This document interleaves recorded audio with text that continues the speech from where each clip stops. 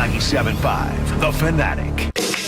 John Kincade, Andrew Salciunas. This is Kincade and Salciunas. 97.5, The Fanatic, and 97.5thefanatic.com. Well, first off, I hope you had a Merry Christmas. Second of all, the Eagles better win on Sunday, and if they don't, well, nothing's really going to change, but I'm just telling you right now, whether there's hurts or no hurts, you better win on Sunday. It's Kincade and Salciunas right here, 97.5 The Fanatic. This is Kincade and Salciunas. Let's not forget that Jalen Hurts was knocked out in the first quarter. I don't think the Commanders were going to stop the Eagles offensively yesterday. And if Jalen Hurts is in the game, they keep their foot on the gas pedal. That game's over. They just played a double-digit win football team with their backup quarterback for 90% of that game and probably still should have won it if the referees did what they were supposed to do and some other things were up there. Kincade and Salciunas. John Kincade, Andrew Salciunas. 97.5 The Fanatic and 97.5thefanatic.com. And a good Friday morning, Philadelphia. I'm Andrew Salciunas alongside my man Connor Thomas, who's in for John Kincade today. Connor, good morning. Good morning. Good to have you back, buddy. It is good to be back. It was a wonderful couple of days. As I was telling you before the show started, of zero rest. I'm finding that out in my young fatherhood years of the holidays when you host Christmas and, Santa comes to town and then all the toys need to be played with. And, of course, not by just the child himself. No, you need to play as well. So there is no relaxing during the 3 days that I took off. And that's okay because it's not like I'm digging ditches and I had a lot of fun doing it. So, look, the Eagles have a game on Sunday against the Dallas Cowboys. Got moved up to 1 o'clock in case people are living under rocks and didn't know that. But the Eagles will be playing the Dallas Cowboys on Sunday. You win, you get the NFC's crown. That's over with. They're going to get the 2 seed. They still have the chances of getting the 1 seed, but I think you're lying to yourself if you think they are actually going to get that. Like I had a guy busting my balls last week or early this week saying, "Oh my God, typical Philly media, miserable." Blah, blah, blah. Dude, I don't think that the Vikings and Lions are going to lose the rest of their games and the Eagles are going to win the rest of their games and that everything's going to go perfectly for them to get the 1 seed. No, I believe the Eagles will be with the 2 seed, which is totally fine. I'm okay with it. However, I don't want to deal with Week 18. I don't. And so Jalen Hurts still might not be available Sunday because of the concussion. I'm saying this right now. With or without Jalen Hurts, you can't and shouldn't lose this game on Sunday to the Dallas Cowboys. First off, let's go with the you can't. I don't want them to have to play Week 18. I don't. I want every single starter imaginable to sit. Saquon Barkley, I don't care if you're 1 yard away from breaking Eric Dickerson's record. You're sitting on the pine. All right? I don't care if somebody has an incentive where they need one more catch for $5,000. You guys make enough money.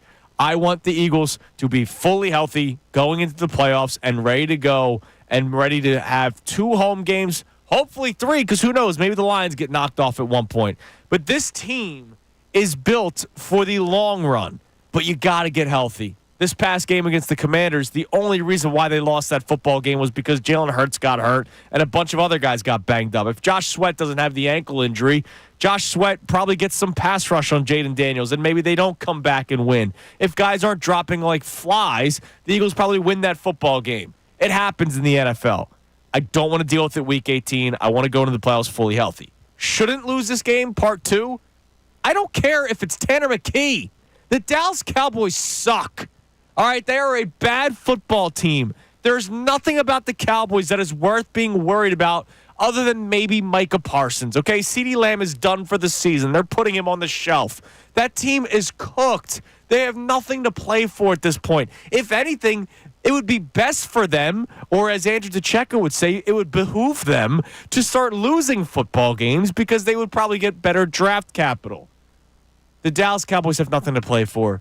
You still have one more thing to play for. And I don't care that Kenny Pickett could be the starting quarterback. You are the better football team. Even with Kenny Pickett at the starting quarterback, he's better than Cooper Rush. So what position battle are you losing in this game on Sunday against the Cowboys?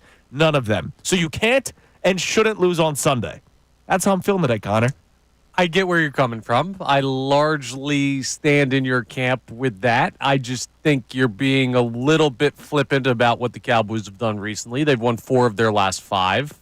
Now, One of those is the Giants, and one of those is a banged-up Bucks team, and one of those is the Commanders who, like, they were reeling at the time. But still, you look at Washington, you look at Tampa Bay, and in the past couple of weeks, this team has beaten 2 other potential playoff teams.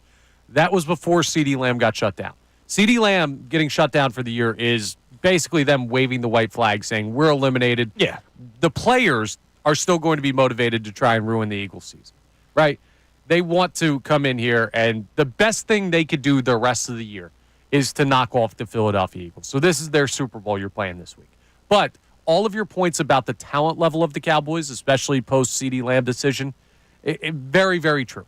This team is not as good as the Philadelphia Eagles. They should not come in here and beat you. Vegas is telling you that with the 8.5-point line. I didn't even look at that, dude. 8.5. 8.5. Yeah. Wild, right? That's almost crazy considering we don't know who the Eagles quarterback's going to be. Yeah, but dude, even if it is Kenny Pickett, I'm taking it. Because here's the deal. What offense does the Cowboys have without CeeDee Lamb? With Cooper Rush? Rico Dowdle. Like, they have no offense. What defense do they have? Okay, they have Micah Parsons. The Eagles have actually done a great job in his entire career at not allowing him to be a game wrecker in any sort of way. So I look at this Cowboys offense. I look at the Cowboys defense. You look across the board. This isn't homerism talking, all right? Like, this is just straight up football. The Eagles have the matchup battle won in every single area. So I don't care if it's Kenny Pickett or not. The only thing that I'd be excited to see for Kenny Pickett on Sunday is a full week of preparation. Now, of course, he had the ribs injury, so I know he wasn't a full participant in practice, and he's going to be dealing with that. But he has actually had a full week to probably game plan as if he is the starting quarterback for the Philadelphia Eagles on Sunday. So he'll be even more prepared. It's a tough thing to deal with going into a game like that, like he did last Sunday. And he was okay against the Commanders. Nobody's saying he was amazing. He was okay.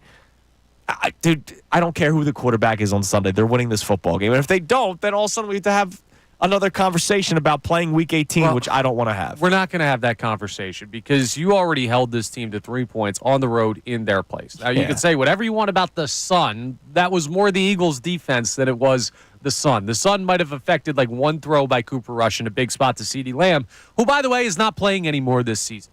I don't know how that offense moves the ball against this defense. So if Kenny Pickett has the exact game that he had Sunday against Washington, the Eagles are going to win and win comfortably. If he doesn't do as well as he did, coming out of the bullpen basically, out of nowhere, with no preparation, which seems crazy to say he wouldn't play as well this week. You'd guess he would play better. You're still going to win the game, even if he doesn't play up to the standard he played at on Sunday, which wasn't like a crazy high standard. You're absolutely right. The Eagles should win this game. I talked the 2 days you were out about, well, the Cowboys are kind of like how dangerous are they was the conversation we were having yesterday. Because that 4 out of the last 5 games won, a little bit of momentum building for them, even though they're eliminated, would seem to say, hey, this is a better football team than the one that you played down in Dallas because Cooper Rush has gotten more time to get comfortable in this offense. But he loses his number 1 target. He doesn't have a clear number 2. They just have no way to victory. He doesn't stink. No, he stinks. He stinks, dude. He doesn't completely stink. He stinks. Dak Prescott, CeeDee Lamb and no CeeDee Lamb. Cooper Rush stinks. And he doesn't have CeeDee Lamb. He's going to throw for 195 yards on Sunday. He stinks. I mean, compared the Dallas compared Cowboys to other NFL quarterbacks, that might be average this year. But well, yeah, that is actually true, and that actually leads us to our next conversation. So I'm a little chesty today, okay, and I know that's not normally a good thing. But like I said, hurts or no hurts, you can't and you shouldn't lose on Sunday against the Dallas Cowboys. We'd love to hear from you at 610-632-0975 if you agree or disagree. The other discussion that we're going to have to start the show. The whole any given Sunday thing, that's stupid. Get that out the window. All right, when it comes to playoffs, the better teams typically win. The NFC is a borderline joke. It's a joke. I watched way too much of that Seahawks-Bears game yesterday. Oh, my God. Wasted. Why would you watch that? I told you not to watch the Bears last week. Because it's football, and it was on, and I was done. I was exhausted. I just wanted to put a game on, lay on the couch, and fall asleep whenever I fall asleep. Well, immediately from that game. The Seattle Seahawks beat the Chicago Bears last night. The Bears fall to 4-12. The Seahawks improve to 9-7. They won 6-3. The Seattle Seahawks are still a potential playoff team. The Rams could actually clinch the NFC West this weekend. If they win, I believe they play Saturday. So if they win tomorrow and then they need a bunch of other things to happen, the Rams could actually clinch this weekend, and then the Seahawks would be eliminated. The Seahawks could still make the final wild card spot because they're just one win back of the Washington Commanders. What I'm basically getting at is the Seattle Seahawks should not be a playoff contender.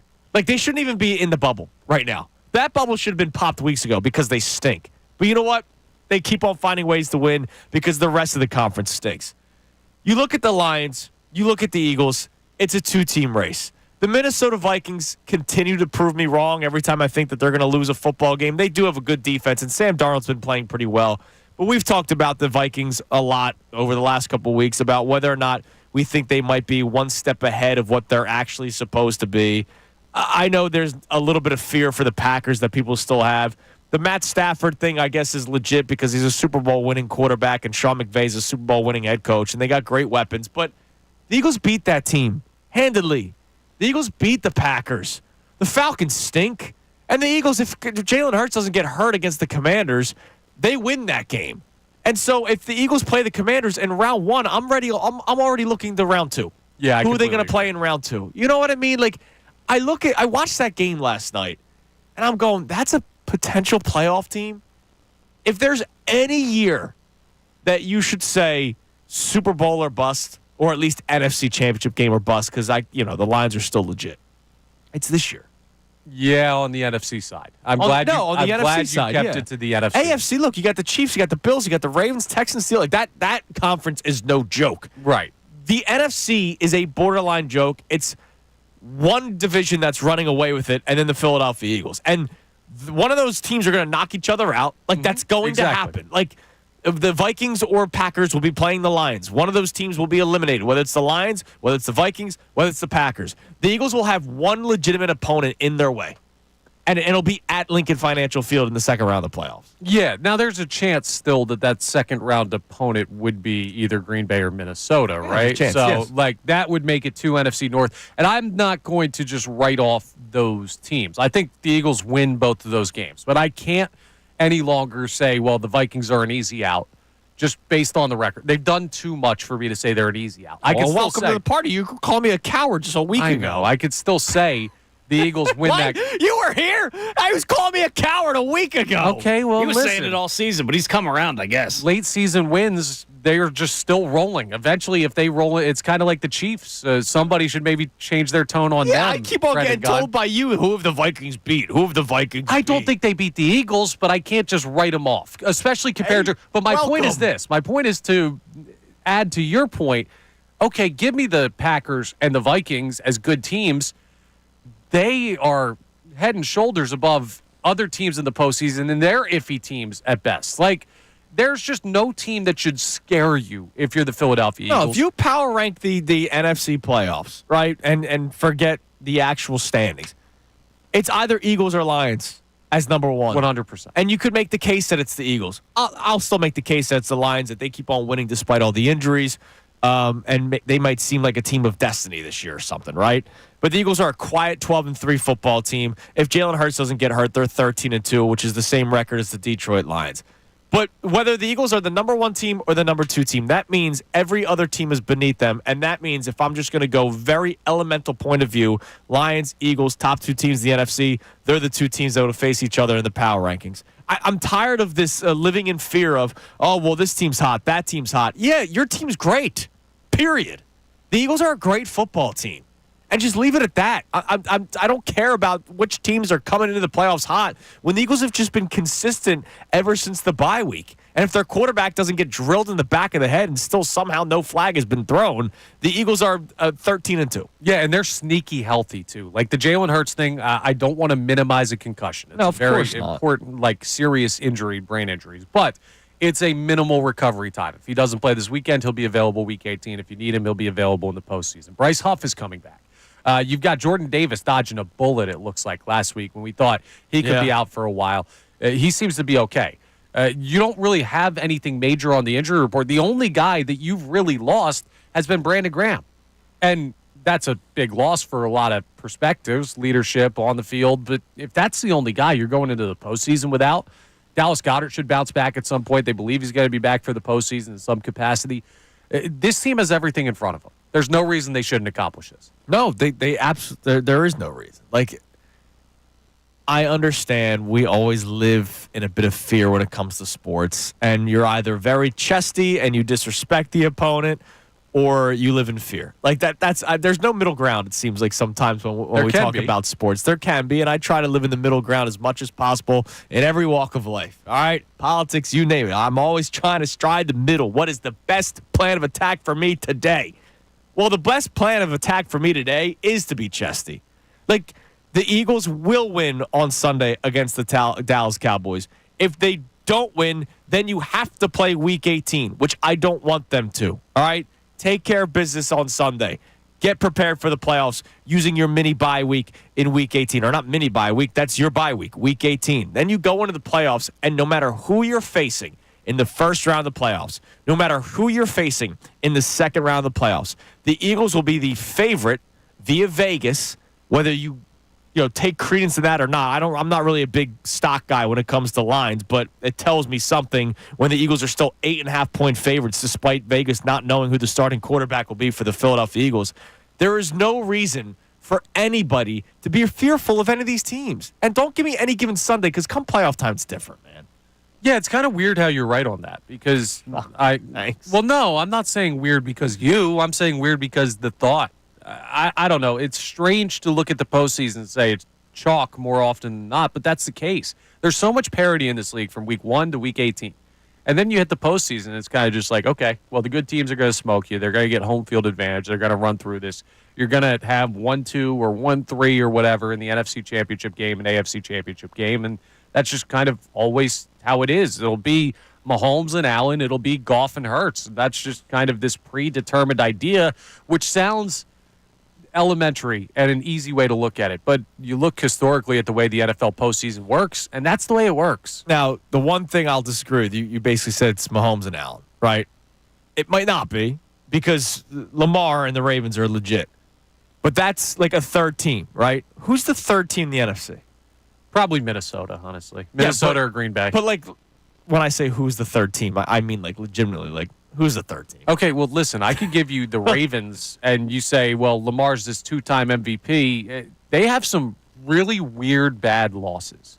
And Minnesota and Green Bay don't really have those. And if they do, it was either for Green Bay, Malik Willis, or the Eagles week 1. I mean, that's not a weird, bad loss. It was weird circumstance. Like, I don't know. I look at it and I say, I think both of those teams have a better resume when you look at the team. I get it. Here's how I look at it. All right, I'll do this very simply. I'll look at the team's name and I'll say, is that a Super Bowl contender? Right? Chiefs, yes. Bills, yes. Ravens, yes. I get to the 4th seed. Texans, hell no. Nah, no shot. Steelers, no. That's the 5 seed. Like, no. Everyone below there, no. In the hunt, Chargers, no. Broncos, no. On the bubble, Colts, Dolphins, Bengals, all no. No. I look in the NFC. Lions, yes. Eagles, yes. Forgive me. I look at the Vikings, and I don't look at them as a super. I'm not even saying winner. I'm saying they get to the Super Bowl. That means they win all these playoff games on the road because they're the 5 seed. They don't have a home playoff game. That could change. They have to win every game on the road unless they surpass the Lions. And then all of a sudden, they're going to have to go all the way to the NFC Championship game and win that game and go to the Super Bowl. Don't see it for the Vikings. Don't see it for the Packers. Don't see it for the Rams, Falcons, Commanders, Seahawks, Bucks as those 2 teams that are also on the bubble.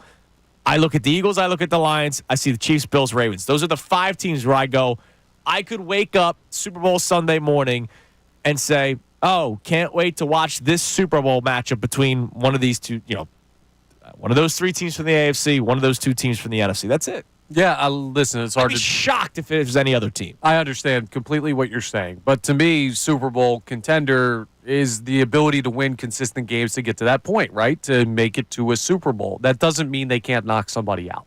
That doesn't mean that they can't play a wild game where you have a situation. I don't know. I'm not scared of it.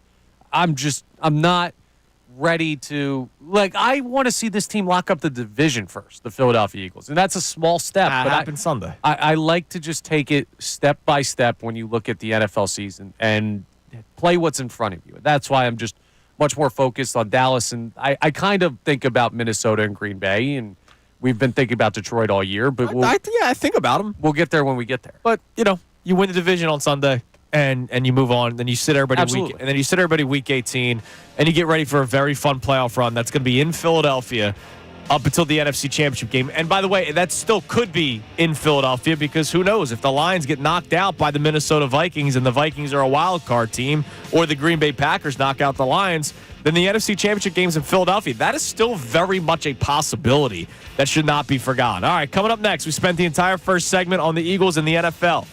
We'll continue our discussion. We'd love to hear from you at 610-632-0975. But are you getting the itch to say that they are back?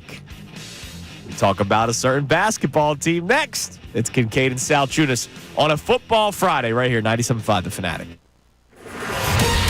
Fanatic Sports Update. Dallas weekend is finally here. I'm Brendan Gunn, and this update is brought to you by Popeyes. It's football season in Philly, so you got to have some grub. Popeyes has just the John for any fan of the birds. We're talking wings, baby. So fly to Popeyes, fly and fill up on wings in 7 delicious flavors. Yes, Friday of Dallas weekend is finally here, and the Birds are set to host the Dallas Cowboys this coming Sunday at 1 o'clock down at the Link. A.J. Brown, Nakobe Dean, and Josh Sweat were all limited participants in yesterday's practice, but the guy everybody's keeping their eye on is Jalen Hurts. QB1 did not practice yesterday yet again, and he is still working his way through the concussion protocol process. Yesterday, head coach Nick Sirianni spoke to the media, and this is what he had to say about where Hurts stands in the process. He's in the concussion protocol, so not a lot I can comment on that. We'll get you an update after today. Mum is the word on his status. Hopefully today we do get that update. The Sixers, though, they're fresh off their biggest win of the season on Christmas Day, beating the Boston Celtics, and now they're heading out west. They take on the Utah Jazz tomorrow night. Tip-off is at 9:30 tomorrow night. We'll have all that coverage live right here on 97.5 The Fanatic. And the Flyers also pick up action tomorrow again when they take on Cutter Gauthier for the first time against the Anaheim Ducks out in California. I'm Brendan Gunn on the home of the 76ers and the Flyers, 97.5 The Fanatic and 97.5thefanatic.com. Happy holidays.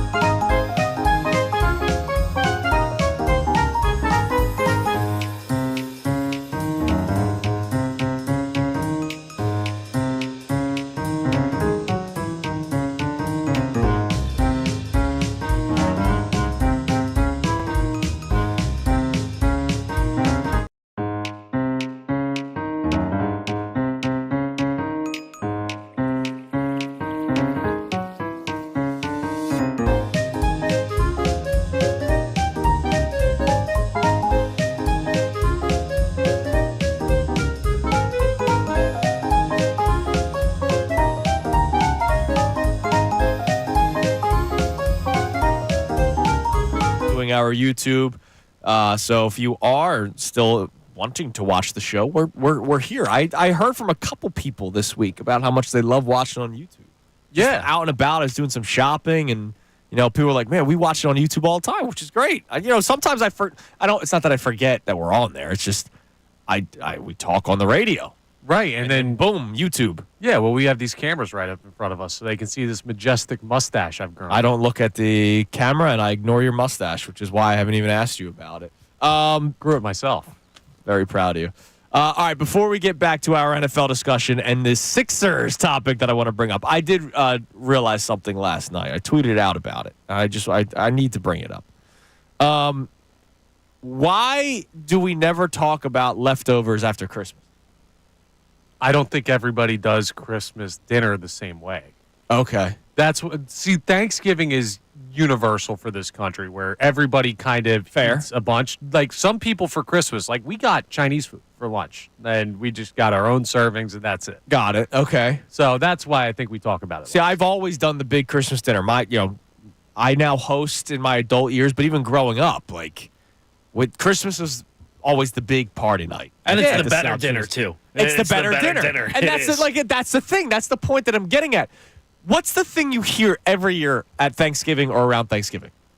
What, the turkey? Oh, man, the turkey's not even the best part about the meal. Well, that's the thing the majority of items that's left over is the turkey. So if you don't like the turkey on Thanksgiving, you now all of a sudden magically like the turkey the day after?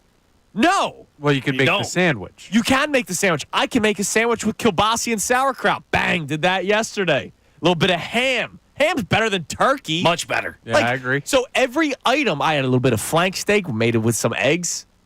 Not only, here's the other thing. The turkey is only like a lunch item or dinner item. I had breakfast, lunch, dinner taken care of yesterday. Because I could do a little kielbasa and eggs. Flank steak and eggs. I had the potatoes. We roasted the potato or fried the potatoes back up the next morning. The day after Christmas leftovers far outweighed the day after Thanksgiving. And yet all we talk about is, man, Thanksgiving's not even the best part. It's the day after for the leftovers. Pfft, screw that, man. Yeah, I think that's a you thing, though. Like, my sister-in-law's family has Thanksgiving-style dinner for Christmas. So we had, stuffing and turkey and mashed potatoes and everything you'd have on Thanksgiving. Yeah, but it's just better December 26th. I got you. And there's an added reason. And I also thought about this. I didn't expand on the tweet yesterday. You're much more busier around the holidays than you are Thanksgiving. The day after Christmas, everybody's done. Everybody's exhausted. That's true. Opening up the fridge and seeing the Pyrex filled with items is a freaking gift. It's as if Santa left one more item for you, and it was just the leftovers in the fridge. Buddy, have you seen Santa? He ain't leaving no leftovers. That's a good point. He did leave some leftover cookies on the plate next to let you know he was there. He would eat them all next to the tree. Cooper was fascinated. I was like, yeah, man, that Santa Claus is messy. The milk was left in the fridge. We found. You forgot the milk for Santa? No. The milk was there. The cat was trying to get to the milk, and so I had to make sure that Santa would still have his milk. So I put it in the fridge, but then I forgot to put it back out. Santa will forgive you.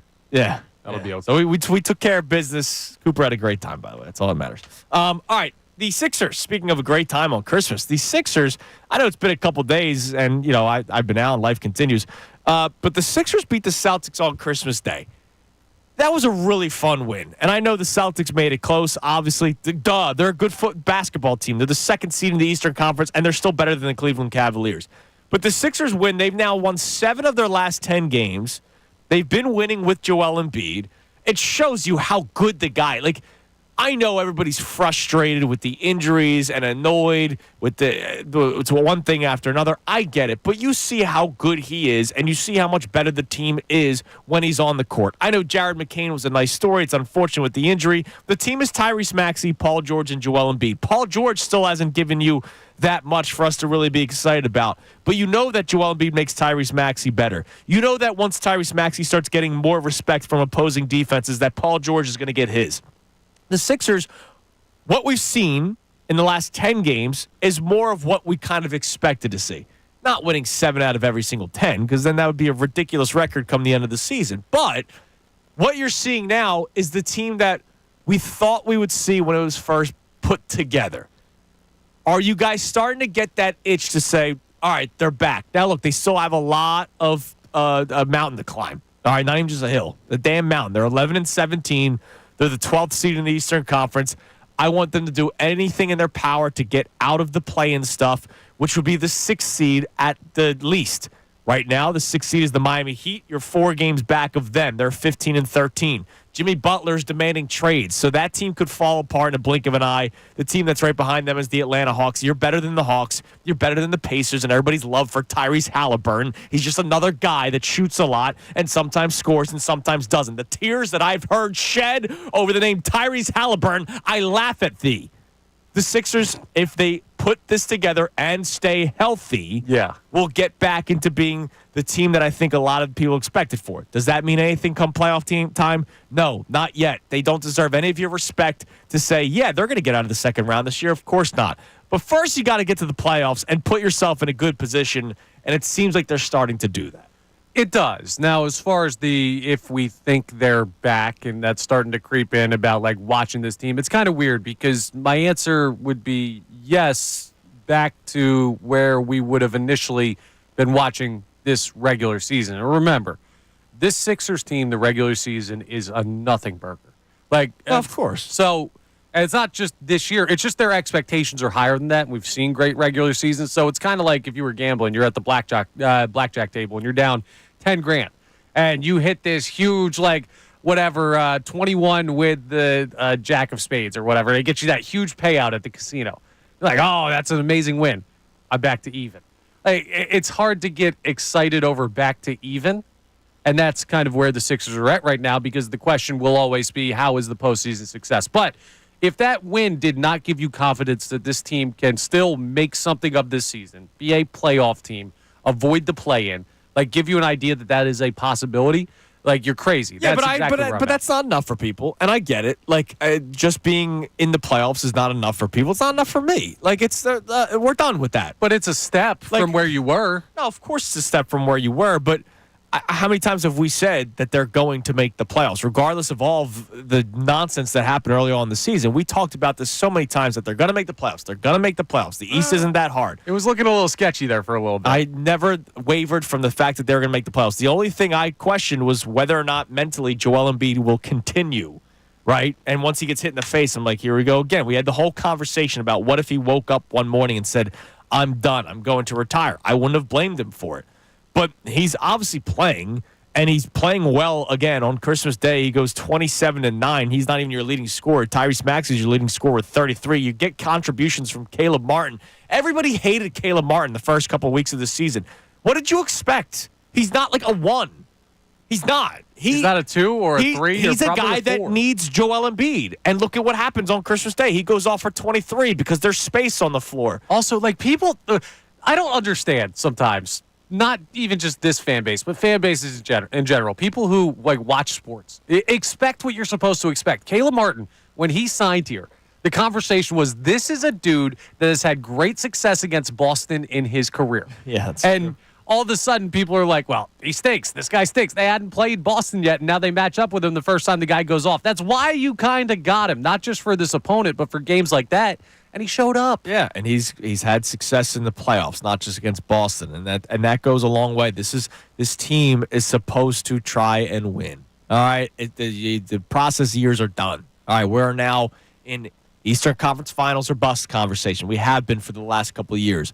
But I just wonder, at 610-632-0975, are you starting to get the itch to say they're back, or do you even care?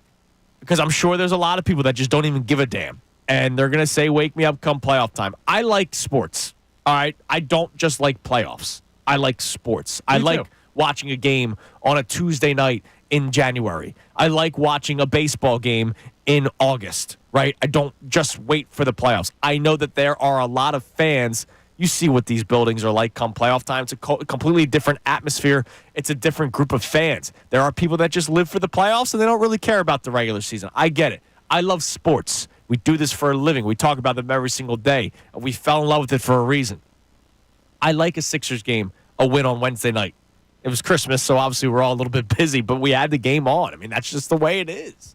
So, do you even care at this point? Love to hear from you. 610-632-0975. But again, our main topics to start today, as it is a football Friday, the Philadelphia Eagles should win on Sunday with or without Jalen Hurts. You can't and shouldn't lose to the Dallas Cowboys. You can't because I don't want you playing Week 18. You shouldn't because you're better than the Cowboys even if Jalen Hurts weren't playing on Sunday. And screw any given Sunday. If you look at the NFC playoff picture, it's two teams. Still, it's the Lions, it's the Eagles. I watched the game last night of a potential playoff team. They won 6-3 against the Chicago Bears. That game was dreadful, and yet they could win their division. The NFC is a bit of a joke. It's really two teams. 610-632-0975. It's Kincade and Salciunas. Connor and for John today. We'll check the text messages coming up next right here on 97.5 The Fanatic. Happy holidays from the Fanatic family to yours.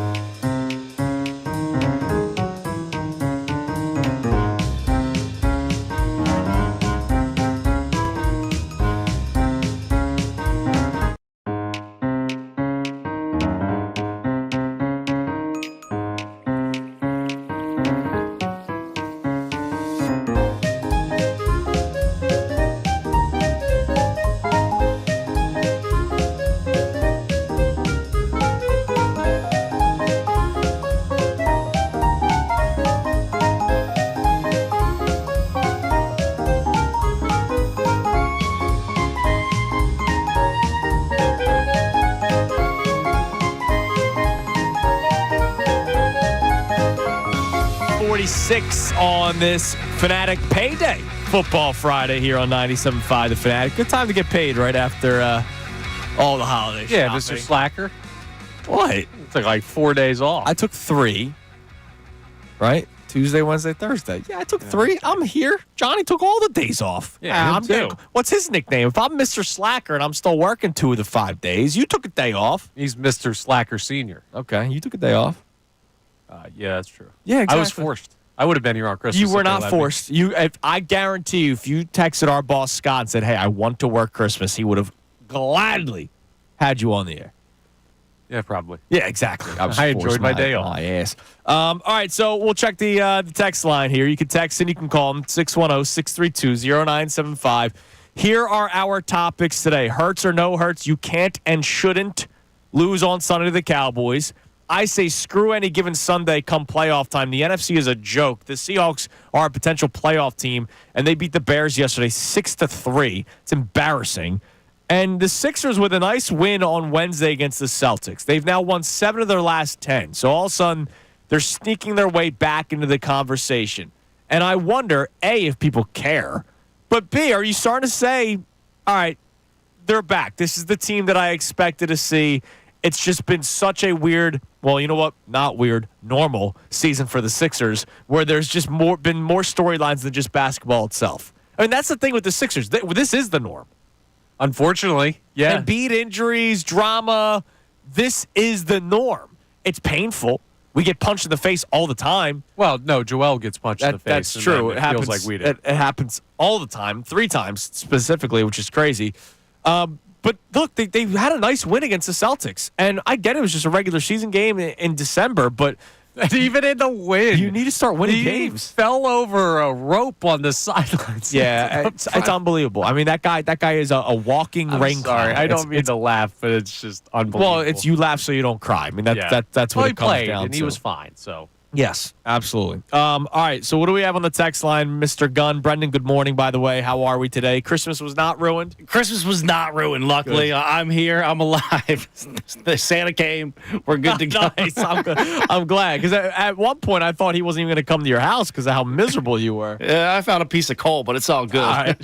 We got Mike in the 267 checking in. He says, the Eagles control their own destiny, and they just got to get the job done Sunday. I agree it's a 2-horse race between the Eagles and Lions. However, I don't think it's going to be an easy out against the Vikings or Packers either if we match up against them. Regardless, any team that comes to the link this postseason is going to have a tough time. Yeah, I mean, look, I'm not saying it's going to be 38-7, right?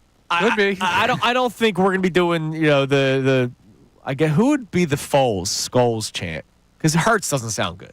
You can't do the Hurts with the clap. yeah, I don't think we have one. Like, Foles sounded good because it sounded somewhat like Skull.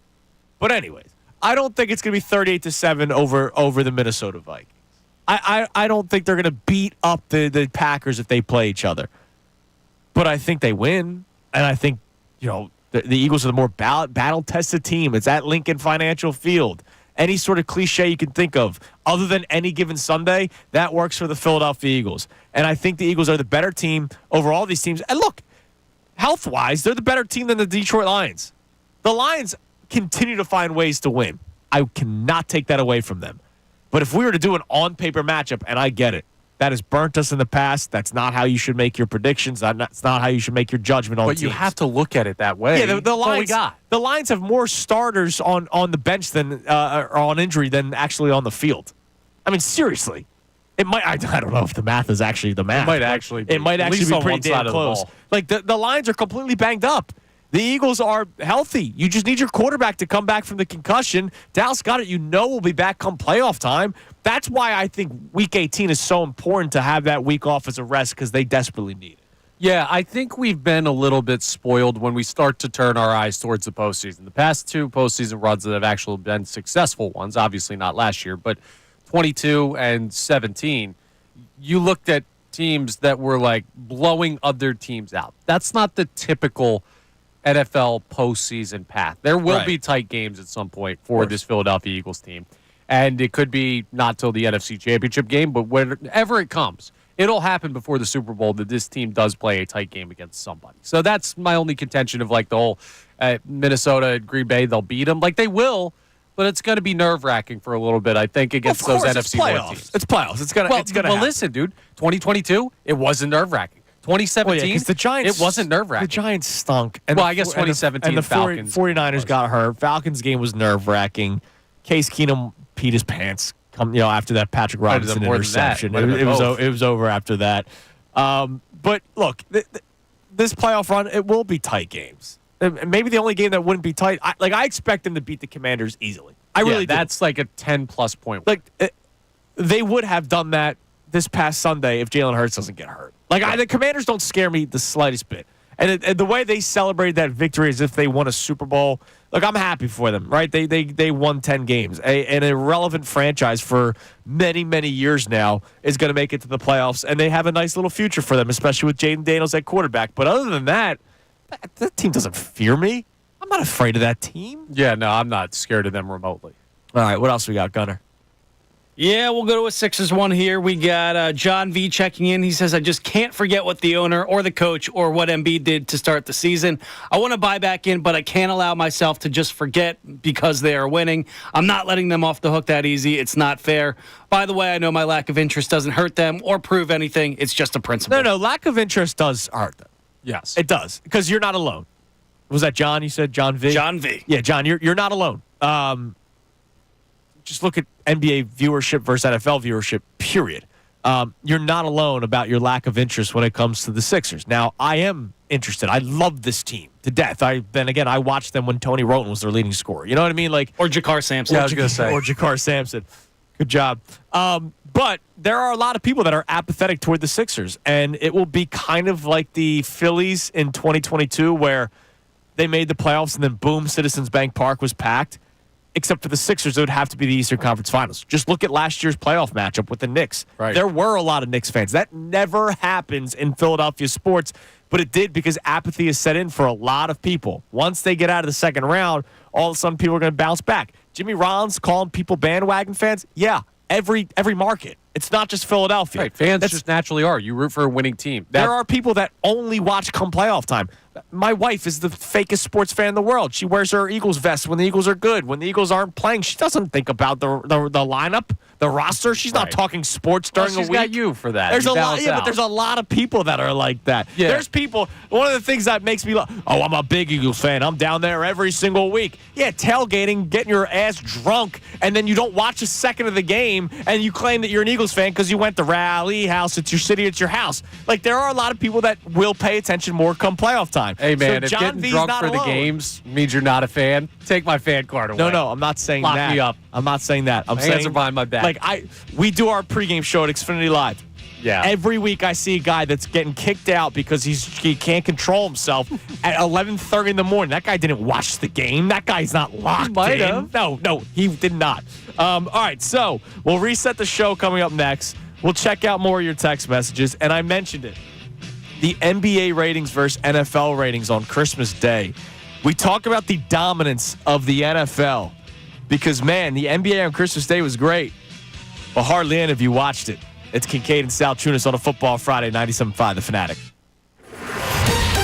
Fanatic Sports Update. The Cowboys are coming to town. I'm Brendan Gunn, and this update is brought to you by Allstate. Some people just know you can save money on car insurance by checking Allstate first. So what are you waiting for? Check Allstate first for a quote today. You're in good hands with Allstate. Yes, Friday of Dallas weekend is finally here, and the Birds are set to host the Dallas Cowboys this coming Sunday at 1 o'clock down at Lincoln Financial Field. Yesterday, they practiced. A.J. Brown, Nakobe Dean, and Josh Sweat were all listed as limited participants in yesterday's practice, but the guy everybody's keeping their eye on is, of course, Jalen Hurts. QB1 did not practice again yesterday. He is still working his way through the concussion protocol process. And yesterday, head coach Nick Serani spoke to the media, and this is what he had to say about Hurts in the process, and he didn't say much. He's in the concussion protocol, so not a lot I can comment on that. We'll get you an update after today. Well, today is here, so hopefully we do get an update on Jalen Hurts' status, and we'll keep you updated all day long on the Fanatic with that. The Sixers, though, they're fresh off their biggest win of the season on Christmas Day, beating the Boston Celtics. Now they're heading out west. They're taking on the Utah Jazz tomorrow night. Tip-off is at 9:30, and we'll have complete coverage of that game right here starting on 9:30 tomorrow night with pregame on the Fanatic. And the Flyers, they're also back in action tomorrow night. They're taking on Cutter Gauthier and the Anaheim Ducks tomorrow night. Cutter Gauthier for the first time, but it's not at home, so he has to wait a little bit longer for that warm welcome from the Wells Fargo crowd. I'm Brendan Gunn on the home of the 76ers and the Flyers, 97.5 The Fanatic and 97.5thefanatic.com. Happy holidays from the Fanatic family to yours.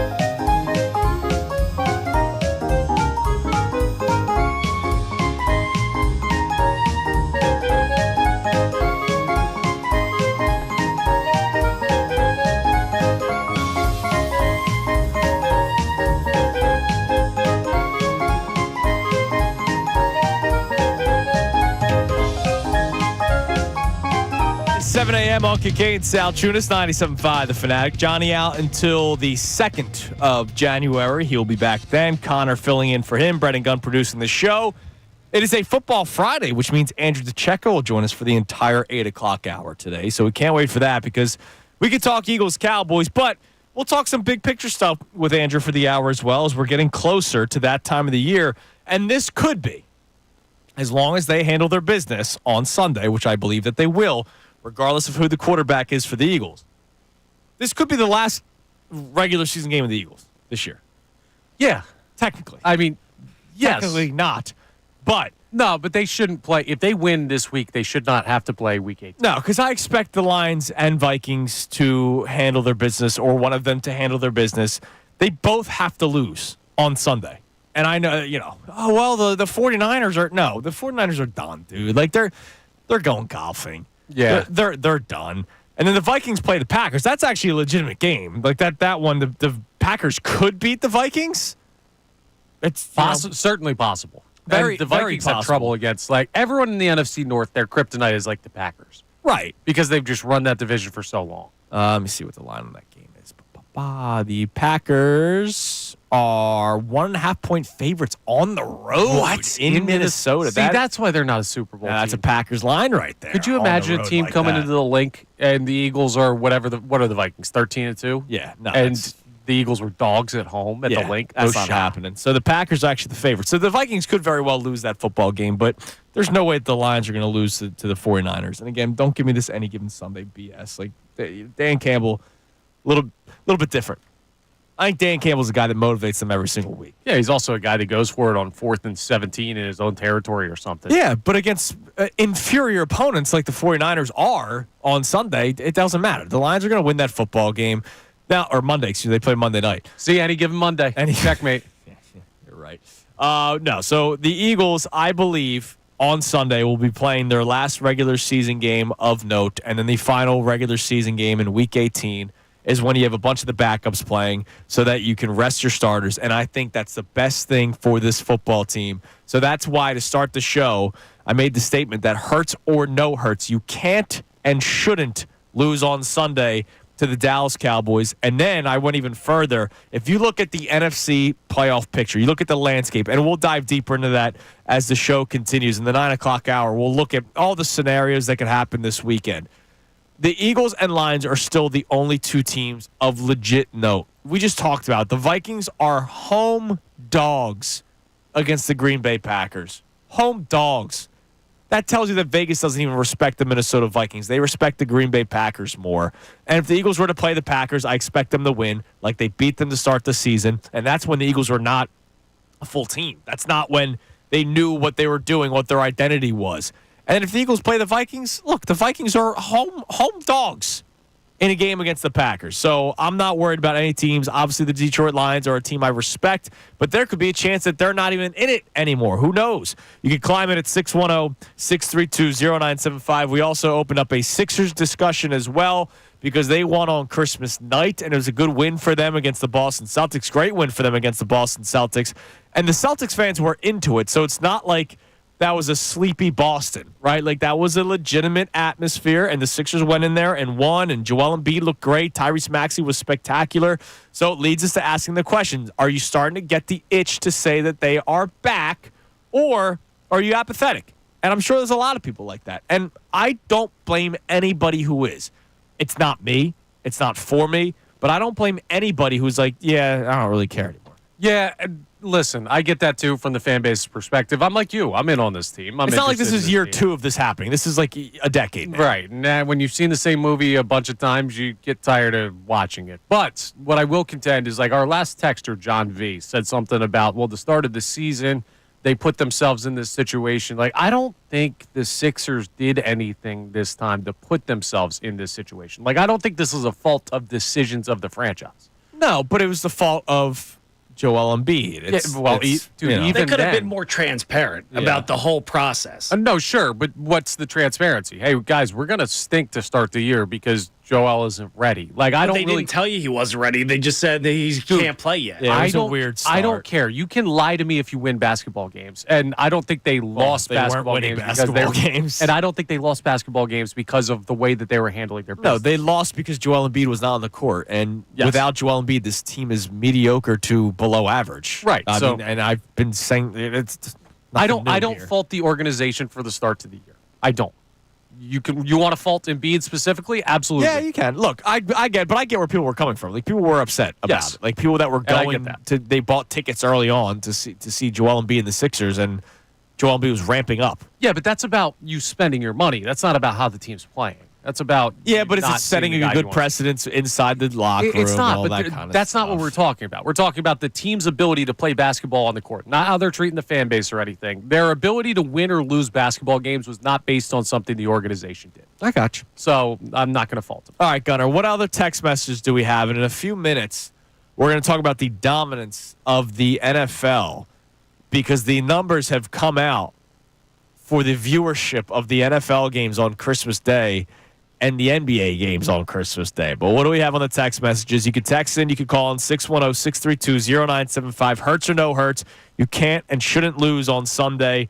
And the Sixers, are you starting to get the itch to say that they're back? What do we got? Yeah, it doesn't sound like this guy's getting the itch at all. He says Embiid is a punk. He finally shows some fire in his career.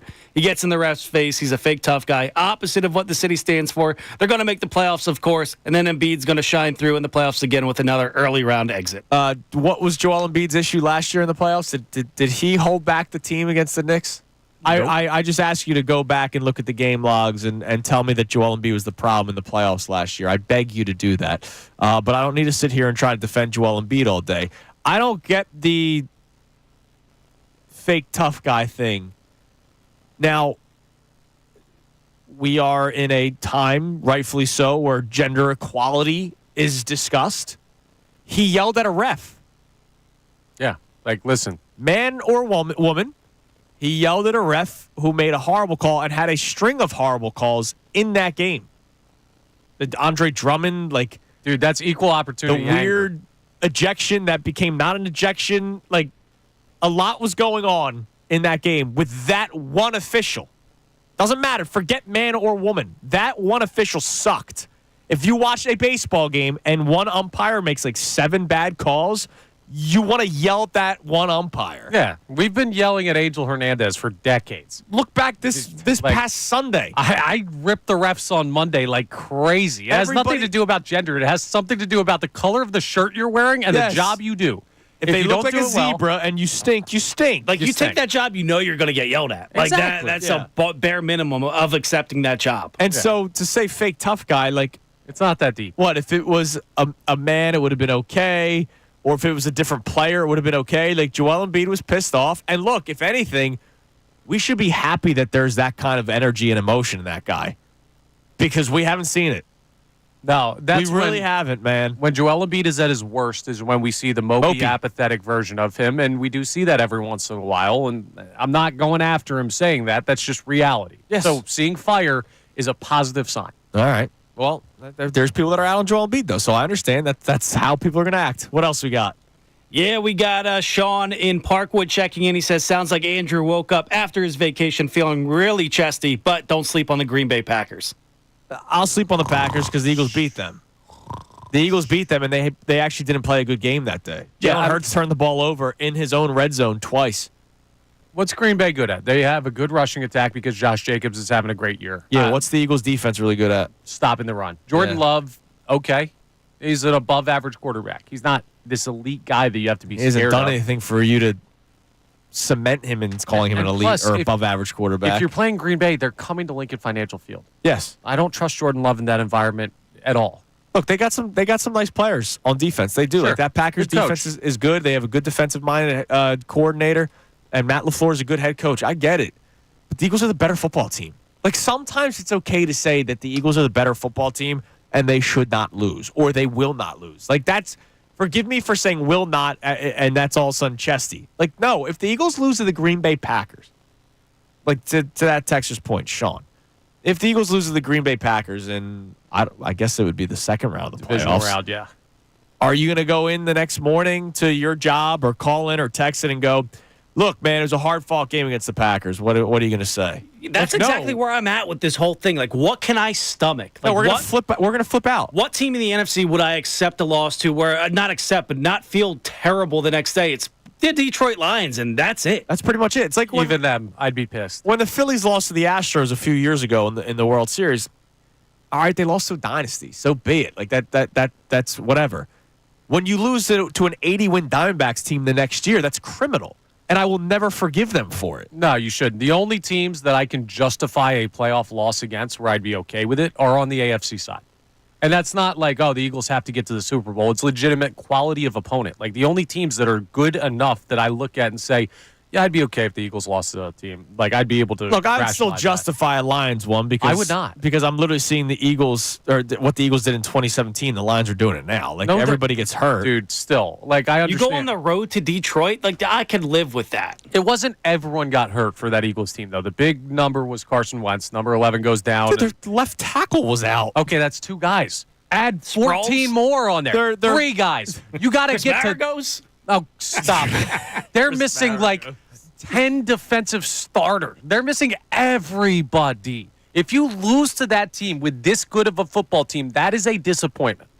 I'm sorry. I don't care what the Lions' record is. I don't care how good of a season. They lost one of their starting running backs. They're losing everybody. It's not just nobody names. These are starters that are not coming back for Yes. Detroit. You are the better team. Probably healthy, you've got a claim that you could say you're as good as them. And they're missing everybody. You can't lose to that team. Well, you could. I mean, you could, but I'm just saying, like, you can't lose to that team and expect me to say, No, missed opportunity. you would be angry. I'd be pissed, yeah. Whereas, but the Packers, like, no, I'd be pissed if they lost to the Packers. If they lost to the Lions, I'd go, all right, that team's different. If they lost to the Packers, I'd be pissed. Yeah, Going back to that text, like, oh, don't sleep on the Packers. If the Eagles lost to the Green Bay Packers in the playoffs, I'd be angry. Yeah, I'm with you. They're, It's they're like the better losing football to the team. Mets. It's losing to the Diamondbacks. Yeah, like that point you're the you better made. team. Like, you should beat those teams. Maybe not handily. They're all playoff football teams. But there's no way I'm coming in the next day and just happy. Like, I'm going to come in and Christmas is going to be ruined for a year if they lose to anybody but the Detroit And obviously, it could Lions. happen. I'm not sitting here and telling you it's not going to happen. But if the Eagles played the Packers and the Eagles lost to the Packers, we would be talking about a lot of things, and it would not be fun. We'd be talking about, is this the right guy at quarterback? Is this the right guy at coach? What's wrong with this guy? What's wrong with that guy? If you lose to the Lions, you go, damn, that sucked. The Packers, we would actually be talking about jobs. Yeah. Yeah. Any of the teams other than the Lions in the NFC. It's just the Eagles and Lions. That's what it comes down to. We'd love to hear from you, 610-632-0975. Now, I'm not, like, asking, like, why we love football, because there's a million reasons why we love football, right? But the dominance. So, NFL, Christmas Day. The average viewership for the NFL versus the NBA. Did you see it by chance? I have not seen it yet. Gunnar, did you see it by chance? Yeah, it's bad. All right. Would you like to take a guess? Average viewer of the 2 NFL games and the average viewer of what? 5 NBA games. Ooh, dude, I'm not good with this because I don't Average, ever not check. total. Oh, what do you mean the average viewer? Average viewership of the NFL's Christmas doubleheader. Amount of people. 25 million. Very close. 24.2 million. Look at that. How many in the NBA? 8?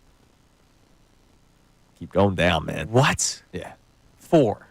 Higher than that. 5.25. So almost 5 times the amount. Now, let's talk about this for a second. I hosted people over on Christmas, right? My first thought was, oh, yeah, the NFL is on Netflix today. My first thought was not the NBA games. Now, we eventually put the Sixers game on, but that was more background.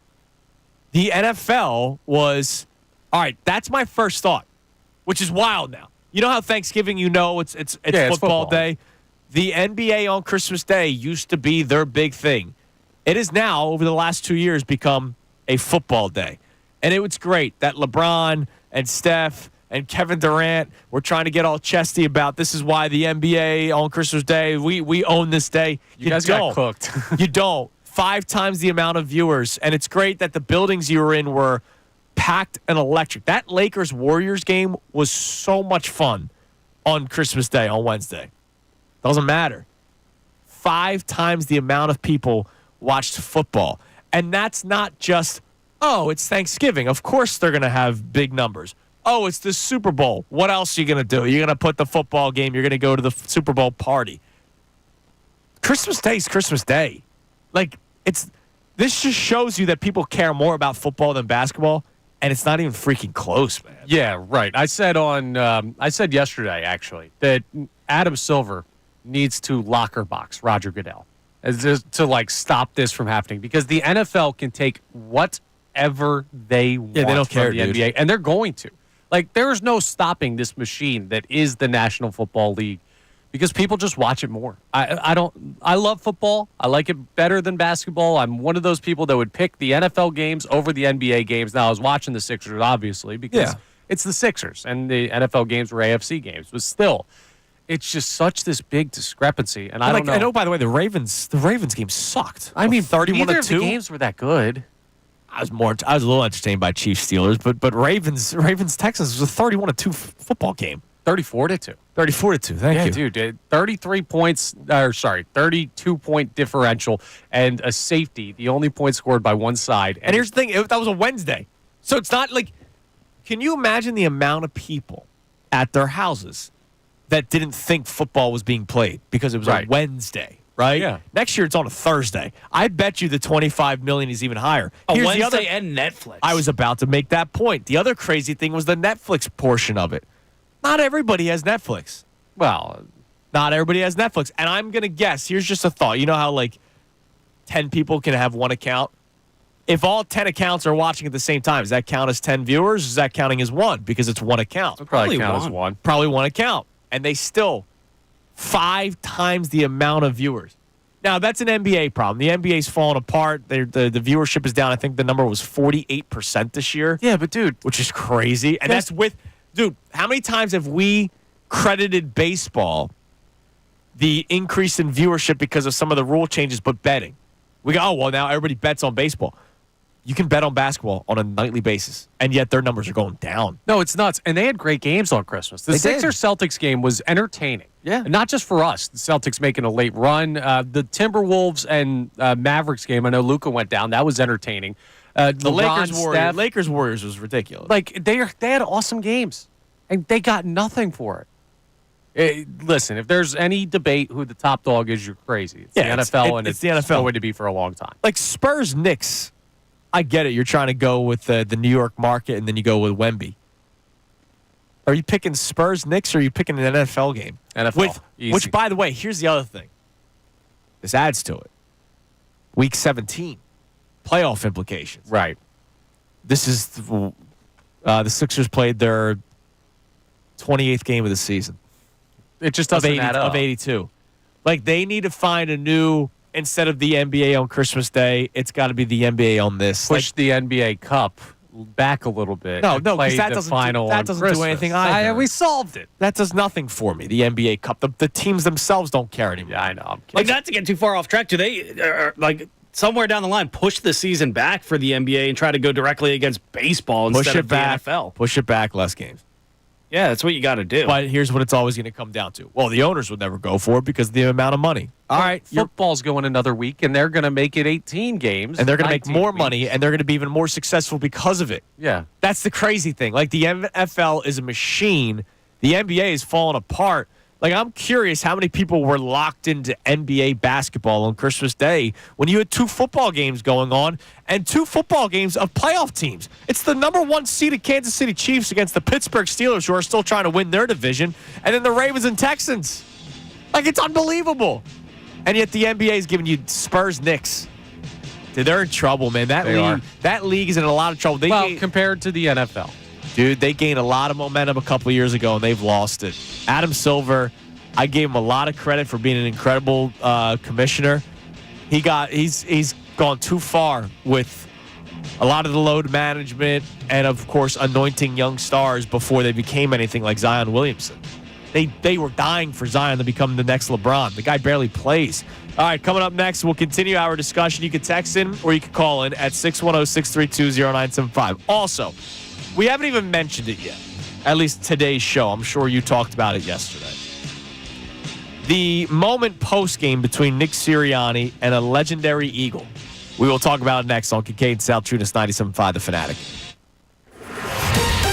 Fanatic Sports Update. Dallas weekend is finally here. I'm Brendan Gunn, and this update is brought to you by Ace Hardware Home Services. Got a leaky pipe? Having issues with your heat? At Ace Hardware Home Services, they're around the block with everything you need to fix it. They've got all the pros to keep your house humming all year long. Ace Hardware Home Services.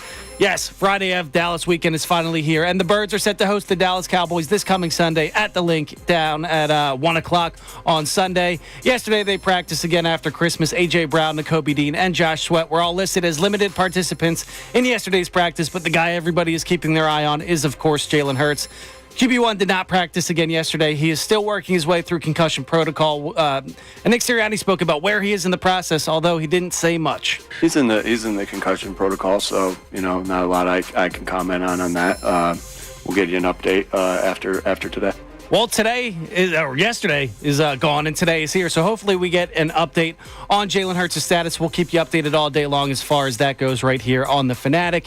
The Sixers are fresh off their biggest win of the season on Christmas Day, beating the Boston Celtics. And now they're heading out west. They're taking on the Utah Jazz tomorrow night. Tip-off is at 9:30. We'll have complete coverage of that game right here on The Fanatic. And the Flyers, they're also off until tomorrow. They're taking on Cutter Gauthier and the Anaheim Ducks tomorrow night out in Anaheim. And that'll be down the dial at 93.3 MMR tomorrow night. I'm Brendan Gunn on the home of the 76ers and the Flyers, 97.5 The Fanatic and 97.5thefanatic.com. Happy holidays from the Fanatic family.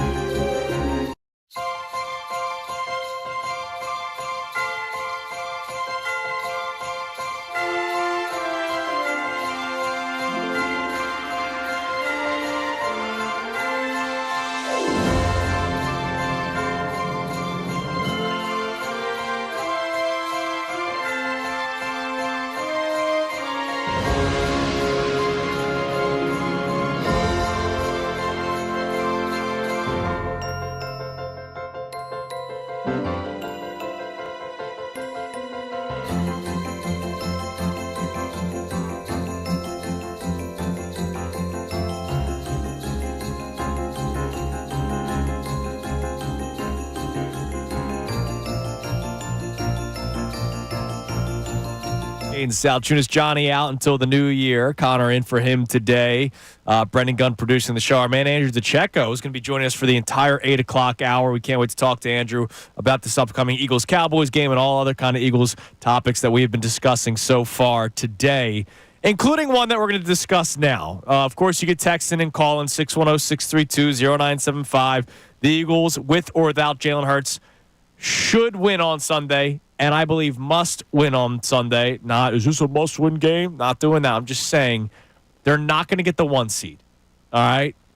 There's a chance, but I'm telling you right now, I feel very comfortable saying that they're not going to get it, and so I want Week 18 to be the bye. So win on Sunday, and then you don't have to worry about playing anybody in Week 18. And then also we've brought up the Sixers as well. We'll get into them more as the show goes on. But there was a moment that happened on Sunday between the Eagles and Commanders. Now, I found it very odd because during the post-game press conference, at that point I was driving around. I was trying to, as soon as the game ended, I tried to get a couple of things done for the holidays. And I was listening to Kevin Cooney. He was doing the post-game show solo that day. And Sirianni, somebody asked Sirianni about, hey, what was that interaction with Zach Ertz all about? And I was like, what interaction? Because I didn't see anything. I didn't either. The camera didn't show it. The Fox crew on Sunday was abysmal. Obviously, we talked about Joe Davis and Greg Olsen, shocked that the Commanders were able to come back and win a game in which Jalen Hurts wasn't playing. But even the camera crew and the production element of it, we never saw Chauncey Gardner-Johnson get ejected. We didn't know a lot of things. Hey, they got the double bird. And they did. And that was something else that we missed, was this interaction between Nick Sirianni and Zach Ertz. So Jeff McClain, his incredible podcast, Uncovering the Birds, he talked about a moment after the game between Nick Sirianni and Zach Ertz where they had to be separated by Big Dom. Now, there's a lot of people doing Zapruder film type stuff saying it didn't look like they needed to be separated. No, it did. Now, it wasn't going to lead to a fist fight. All right? That was never going to happen. But Big Dom, if you're trying to go word for word in Jeff McClain's report, Big Dom, who was, of course, late to the party because he was busy dapping it up with people, watch the video closely. He wasn't even near Nick. He goes, I gotta get over there. He gets to Nick Sirianni and Zach Ertz and literally had to get in the middle of the two of them. They were shoulder to shoulder, looking at each other, barking at each other. And the story is that Zach Ertz went to shake the hand of Nick Sirianni. Sirianni was flustered and angry, obviously, that they lost. So for whatever reason, Zach Ertz decided, instead of shaking his hand, let me just give him a quick high five and move on. However, the high five was filled with adrenaline after a big win against his former team, that it was a little harder than what Nick Sirianni would have liked. Now, this reminds me of the Jim Schwartz and Harbaugh fiasco from years ago when Schwartz smacked his back too hard and Harbaugh chased him off into the tunnel. It was weird. So Sirianni then barks back, apparently, according to Jeff McClain's reporting. And Jeff doesn't make stuff up, so I'm not going to. I believe Jeff's reporting, and I believe Sirianni would be the guy to do this. Basically did the scoreboard thing, but not, hey, scoreboard because the Eagles lost, but you had one catch. Because Zach Ertz did very little in that game. And that's when Zach Ertz turned around and said, what? And then started following Nick Sirianni. And so here's Nick Sirianni earlier this week, yesterday, I believe, talking about the exchange between him and Zach Ertz. I'll just keep all my conversations with any guys private. I got a lot of respect for Zach. Great football player. Great person to be around. I really got a lot of respect for Zach and all the good things that he's done in my relationship with him. So he wasn't going to say much, obviously, because he seemed to be the douche in the story. If I'm being honest, we'll get to it. Hold on. I'm not freaking out. Okay. Here's Zach Ertz talking about it earlier this week as well, because once the story made its rounds, of course, both parties were asked about it. I'm not really going to get into the specifics, but just two people that really love to compete, I would say. Nick and I had a great relationship when I was there. We still have a great relationship. And I think it's definitely been blown away out of proportion. We spoke, we're good. There's no ill feelings on my part, and I don't think there's any ill feelings on his part. It's just something in the heat of the moment probably got blown out of proportion. It may be a misunderstanding, but at the end of the day, him and I are fine. Everyone knows how I feel about that place and that building. But at the same time, I love being here. And so everything is getting blown way out of proportion. Now, the first two times that he said blown out of proportion, I don't think he meant media. I think he meant whatever I did, Nick reacted, and then whatever Nick did, I overreacted. Yeah. That's how I take, because everybody's running with the blown out of proportion thing and saying, say, typical media, all that kind of stuff. The third time he said blown out of proportion, I think he meant the story in general. So let's unpack this. I said that Nick Sirianni seemed to be more of the douche in the story. I say that lovingly, and here's why.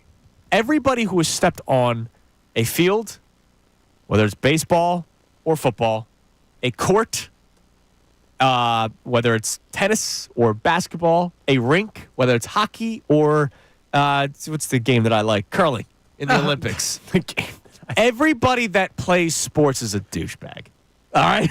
Like everybody. Wow. Everybody. That one. Everybody. Hi, I'm one of them. Like even in my Sunday league. Okay? Everybody is. Everybody's got a competitive edge to them. And whenever somebody's upset in sports, it's typically after they lose or they make a bad play or something bad happens. And if somebody says something to you, you snap back. Everybody is. I'm not saying that Nick Sirianni is the only one. Everybody is. Nobody is not a D when it comes to playing or being involved in any sort of sports.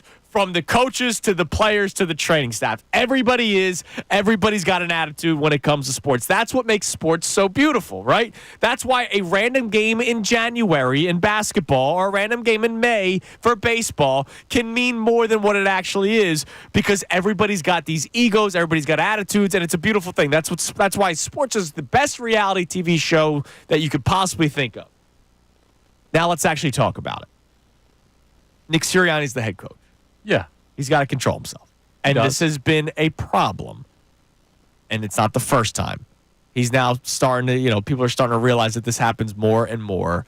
And I'm not saying that Nick Sirianni did anything totally wrong. Okay? I'm not that's why I'm bringing it up for the first time at 7:30. And I lied. I thought you guys would have talked about this yesterday. You apparently didn't. We did not. And I don't blame you because it's not that big of a story. It's just another moment where you go, all right, come on, man. Just when I'm talking about how great you are as a CEO, head coach, you go and do something like this. Now, I don't know what Zach Ertz did. Maybe Zach Ertz did high-five him a little too hard. Yeah, and a hard high five. I'm going to fight you. No, it's an overreaction. It's one that came in the heat of a loss. You haven't lost. And we talked on Monday about the people who were saying the Eagles' defense stinks. They need to address the cornerback position. We're like, it's been 3 months worth of buildup of I want to complain about something. And Nick Sirianni has had 3 months of buildup of I'm not used to losing.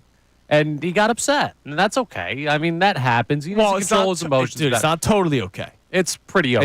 It's not totally okay. You are the head coach of a football team. All right. You have to act a certain way. But what does it take away from? Yeah, that's if the you're thing. Who does this hurt? What if the Eagles go on and win the Super Bowl and Sirianni does this? Then he's been to 1-1. Are we going to complain that he doesn't act like a grown man sometimes? You're right. Look, you're right. It doesn't take any away from anything. Do I want my daughter to date a guy like him? No. But well, he might be a little old for your daughter. The only thing I would be worried about is at what point does a player go, come on, dude. Now, I don't think that's happening with the Eagles. And I think a lot of people would defend Jalen Hurts or Sirianni in that locker room. Right. I say Jalen Hurts because that's the first person I think of. It's already happened. Remember the Super Bowl moment? Calm down. Yo, stop, dude. That's the only thing that I ever fear is at some point does the messaging wear off. Like Jalen Carter, at what point does Jalen Carter go, try to say something to me about my actions on the sideline? Right, and you're acting like that. I get it. That's the one thing, and that's me reaching. It's me reaching, and that's why we're just bringing it up now. I'm not angry at Nick Sirianni. Right. If I were to sit down with Nick and have a beer, it'd be like, dude, what happened again? But that's why Vic Fangio and Kellen Moore exist. Yeah, that's why these guys are here. You're right. Kellen Moore will never do anything, and Vic Fangio will always do everything, and no one will care. I saw a great tweet, a spot-on tweet. I forget who it was, and I apologize. It was an Eagles fan. And they said, at one point, Nick Sirianni said to Derek Barnett, it's always him. We are now saying that about Nick Sirianni. It is. Yeah, but One cost you 15. One's just a nuisance. Yeah, that's Exactly. true. That's a good This didn't point. cost you any yardage. That's a good point. Again, I'm not making a federal case out of it. I just if I had a one-on-one with Nick Sirianni and it was not like reporting or anything, it was just sitting down like boys, like, yo, dude, just Can you just roll it back? You got to roll it back, and then, hey, Big Dom, where were you, brother? He was there. You just got there. He's dapping up with players as if he just played in His the field of 40 battle. time ain't what it used to be. Big Dom will get there. It just takes him a second. All right, coming up sometimes. next, we check your text messages. Don't forget, Andrew DeCheo joins us for the entire 8 o'clock hour. We'll bring it up with Andrew, but obviously our main focus will be Eagles-Cowboys and the playoff run for the Eagles as he's right there as we speak. It is Kincade and Salciunas. Johnny out until the new year right here, 97.5 The Fanatic. Can you feel it? The Eagles are back to being Super Bowl contenders. This team's got a real shot. So many reasons.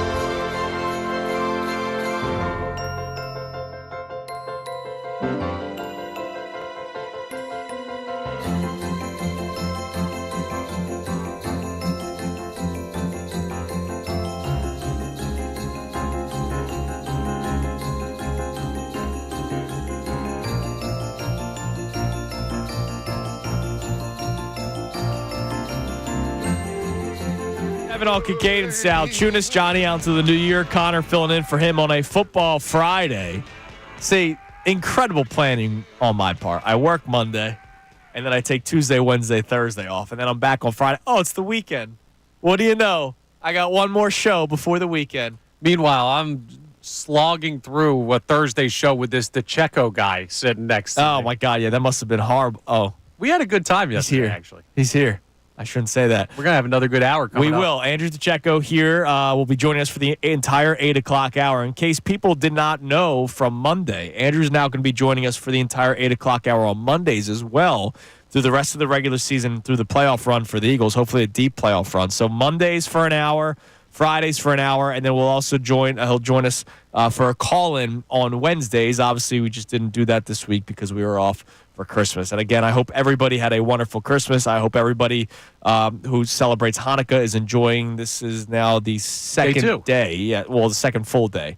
So I hope you're enjoying a nice Hanukkah, and Kwanzaa began yesterday. So happy holidays to everybody, no matter what it is that you're celebrating. And of course, we got New Year's Eve coming up in a few days. And Connor was asking me, Brendan, earlier this morning. He goes, "You're an old man." I'm like, "Oh, thanks." He goes, "What do you do for New Year's?" I go to sleep. Like I'm Before midnight? Yeah, I'm not making it anymore, man. I Soft. I That's a vowed little soft. when Cooper was born. I vowed to still try to make it to midnight. I fell asleep. I still remember at 10 o'clock the first year. He was 9 months old. He was a menace.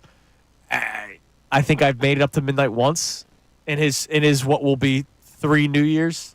Yeah, I mean, he's going to be sneaking up on that age coming up soon where he's going to want to stay up for He doesn't know. 3 more years. So you better enjoy your nap He doesn't time know while that you can. today. He doesn't know that today's Friday. He doesn't know the New Year's Eve. Listen, man, you think he's popping bottles of champagne. You got 2 or 3 more years before he Yes. knows what midnight is. So you Yeah. better enjoy your naps while you can. Well, yeah, I'm not staying up till midnight. But the problem is the freaking firework people. Oh, you got to move on past No, that. the fireworks are stupid. a holiday. They If like you fireworks. set off fireworks, you're wasting your time. And here's why. Unless you are a professional who does the big shows like at Citizens Bank Park where it's amazing, your 6 or 7 fireworks is a waste of your money. It's a waste of your time. And yes, I'll say it. It's a risk of bodies. You never being shot blown Roman up. candles at your friends growing up? Yeah, when I was a kid, when I was immature, fun. when I Blowing was an stuff immature up is child. fun. Yeah, why are you trying to get rid of Jason Pierre-Paul's pastime? Yeah, Like, exactly. He's having a good time Like out the there. parents that, "Oh, come on, kids, let's gather in the cul-de-sac," and it's pew, pew, pew, pew, and then that's it. You're done. You woke up my kid. My dog's barking. My cat's pooping himself in the outside the litter box now. Well, how because- else would you know it because was a new year? You lit off 6 fireworks. Okay, Wow, well, awesome. The reason this came up is because I don't have New Year's Eve plans, but now I do. I'm going to go sit in my car. I'm going to put the top down on your street, and I'm just going to shoot fireworks out of the back of the Mustang. I will That's what I'm come gonna out do. and literally kick the crap out of you if you did that. Try and catch me. I'll would be in the not, car. I would not be afraid. No, I will run you down. Pedal to the metal, baby. I don't care. All right, what do we have on the text line there, Gunner? You can text it or call it at 610-632-0975. Yeah, we got Tim and Delco checking in. He says, you guys mentioned the Eagles didn't play week 1 against the Packers. Well, neither did the Packers, and they also Lost by 5, missed 2 field goals in that game. Don't sleep on the Packers. Love showed up last year against Dallas in the playoffs, and you saw what happened. I'm not saying it can't happen. What I'm trying to tell you is if the Eagles were to lose to the Detroit Lions, I'd go, all right, look, that Lions team has been good all season long. If the Eagles lose to the Packers, I would be angry. That means they did things wrong in that game that led to them losing to what is an inferior opponent. This fear-mongering that we're doing now with the Green Bay Packers, who, by the way, nobody's talked about the Packers for 8 weeks, and now all of a sudden they win a game here and there, and it's don't sleep on the Packers. I'm going to sleep on the Packers. The Eagles will be the better football team in that matchup, so they should handle their business against the Green Bay Packers. And if they were to lose to the Packers, then there will be hell to pay, and we will talk about it. We will not just say, oh, fun, hard-fought season. No, we would be angry about it. I mean, short of New Orleans, we're going to be angry about something, right? I'm telling you, even that Detroit team, with how many injuries they have, I'm not accepting a loss to the Detroit Lions because the Philadelphia Eagles are, frankly, the healthiest, best team in the NFC, in my opinion. And that's not changing unless there's, knock on wood, anything crazy happens injury-wise in this week's game against Dallas. I understand, but I can rationalize losing to the Lions on the road against the team everybody picked to go to the Super Bowl before the year started, and they're the favorite. And by the way, the Lions have been hurt for a while now. And they keep on winning games. The only game they lost to was the Bills, and they lost 48-42. By the way, they scored 42 points in that game. They're not winning comfortably. The only game they won comfortably recently is beating the Bears. They beat the Bears. The Bears are a nuclear fallout right now. You're just right. a lot more easy to rationalize a loss to the Lions than it would be. You can't rationalize a loss to any other team. In the NFC. It's easier to rationalize a loss to the Lions. I'd still be pissed because the Eagles are the better team. They are the better situationally set up You're team, right about and they that can as travel well. on the road and win anywhere. Let's go to Brian in the Northeast. What's up, Brian? What's going on, guys? What's up, dude? How have you been, man? Good. How you been? Good. Wonderful. I agree with you on the firework people. I think the 3 worst Philadelphians are Dallas fans, firework people, and the people who drive dirt bikes down the boulevard. Yeah, the fireworks, it's just what are you getting out of it? Oh, yeah, man, just lit off a firework. Okay, now what? You gonna, are you done? That was so much fun. I mean, the New Year's Eve fireworks people, I'll give a little bit of a break, but the Wednesday in, August, when I'm walking my dog, and then I got to carry the dog back home. Yeah, because the dog's scared now. I completely agree with you. I can't stand them. I cannot stand them. So I do think the Eagles losing is not a horrible thing. One, so we're a sponsor on the show now. It helps business a little bit. The loss brings a little bit more excitement into the fan base. Probably better for you guys too. Probably the switchboard lit up a little bit more, right? No, we'd rather see him win. No, it's the biggest lie that people talk about when it comes to Philadelphia sports talk radio. I've said it before. I'm not afraid to say it again. The Monday after a loss, Brian, the ratings are higher than a Monday after a win. That is true. But the Tuesday and Wednesday and Thursday after a loss are less than after a win. So I would rather have higher numbers Monday through Thursday than just a Monday. Well, I'm sure you guys know your numbers better not. I feel like when they win too much, people become a little complacent. They're all right, what's next? We're waiting for the Super Bowl. There's just not as many phone calls and stuff, which, by the way, Brian, and thanks for the call, brother, we don't care about. I like taking calls. I like taking text messages, but I like content and I like talking. And, how much fun have you guys had about the Sixers this year? Not all that much. Are they winning basketball games? Not really. Exactly. Oh, it lights up the phone lines. Well, when all I say is, they lost again. I think Brian's point was that's just not fun. You get caught into this whole cycle of Eagles win, Eagles win, Eagles win, Eagles win. It may be refreshing to some people to see something different. It doesn't have to be. This goes back to the Bill Colarulo. They need to drop a game at some point. No, I don't believe in that. You don't have to. You can just keep winning. Just be a machine. Keep on winning. But I understand where people are coming from. The only thing I agreed with the maybe it was okay that they lost to the Commanders, not because of how they played, but the unsportsmanlike conduct issues. Maybe that could have finally been the teaching moment from Nick Sirianni. However, Nick Sirianni's got his own conduct issues to work on. So at what point does a player go, yeah, Nick, but what about you? We'll talk more about that coming up in the 8 o'clock hour as Andrew DeCheo joins us for the entire hour. It is Kincade Salciunas, Connor, and for John today, 97.5 The Fanatic. Fanatic Sports Update. Maybe we'll get an update on the quarterback today. I'm Brendan Gunn, and this update is brought to you driven by Gary Barbera. Is Gary Barbera the best? Boy, I guess. Vote for our man, Brandon Graham, and Coach St. Nick's picks Barbera. Gary Barbera has one last thing to say. Happy holidays. Yes, Friday of Dallas weekend is finally here, and the Birds are set to host the Dallas Cowboys this coming Sunday at 1 o'clock down at Lincoln Financial Field. They returned to practice yesterday after the holiday on Christmas Day. A.J. Brown, Nakobe Dean, and Josh Sweat were all limited participants in yesterday's practice, but the guy everybody's keeping their eye on is, of course, Jalen Hurts. QB1 did not practice again yesterday. He is still working his way through the concussion protocol process. Head coach Nick Sirianni spoke to the media yesterday, and this is what he had to say about where Hurts stands in the process, and it wasn't much. He's in the concussion protocol, so not a lot I can comment on that. We'll get you an update after today. Well, after today is here, today's a new day, so hopefully we will get an update on Jalen Hurts' status for Sunday's game. We'll keep you updated all day right here on The Fanatic as far as news on that front goes. The Sixers, though, they're fresh off their biggest win of the season on Christmas Day, beating the Boston Celtics, and now they're heading out west. They take on the Utah Jazz tomorrow night. Tip-off is at 9:30. We'll have complete coverage right here on The Fanatic starting at 9:30 tomorrow night. And the Flyers, they also pick up action tomorrow night. They're taking on Cutter Gauthier for the first time. Unfortunately, it's on the road this time against the Anaheim Ducks tomorrow night. I'm Brendan Gunn on the home of the 76ers and the Flyers, 97.5 The Fanatic and 97.5thefanatic.com. Paul George. Tap up by Cornet.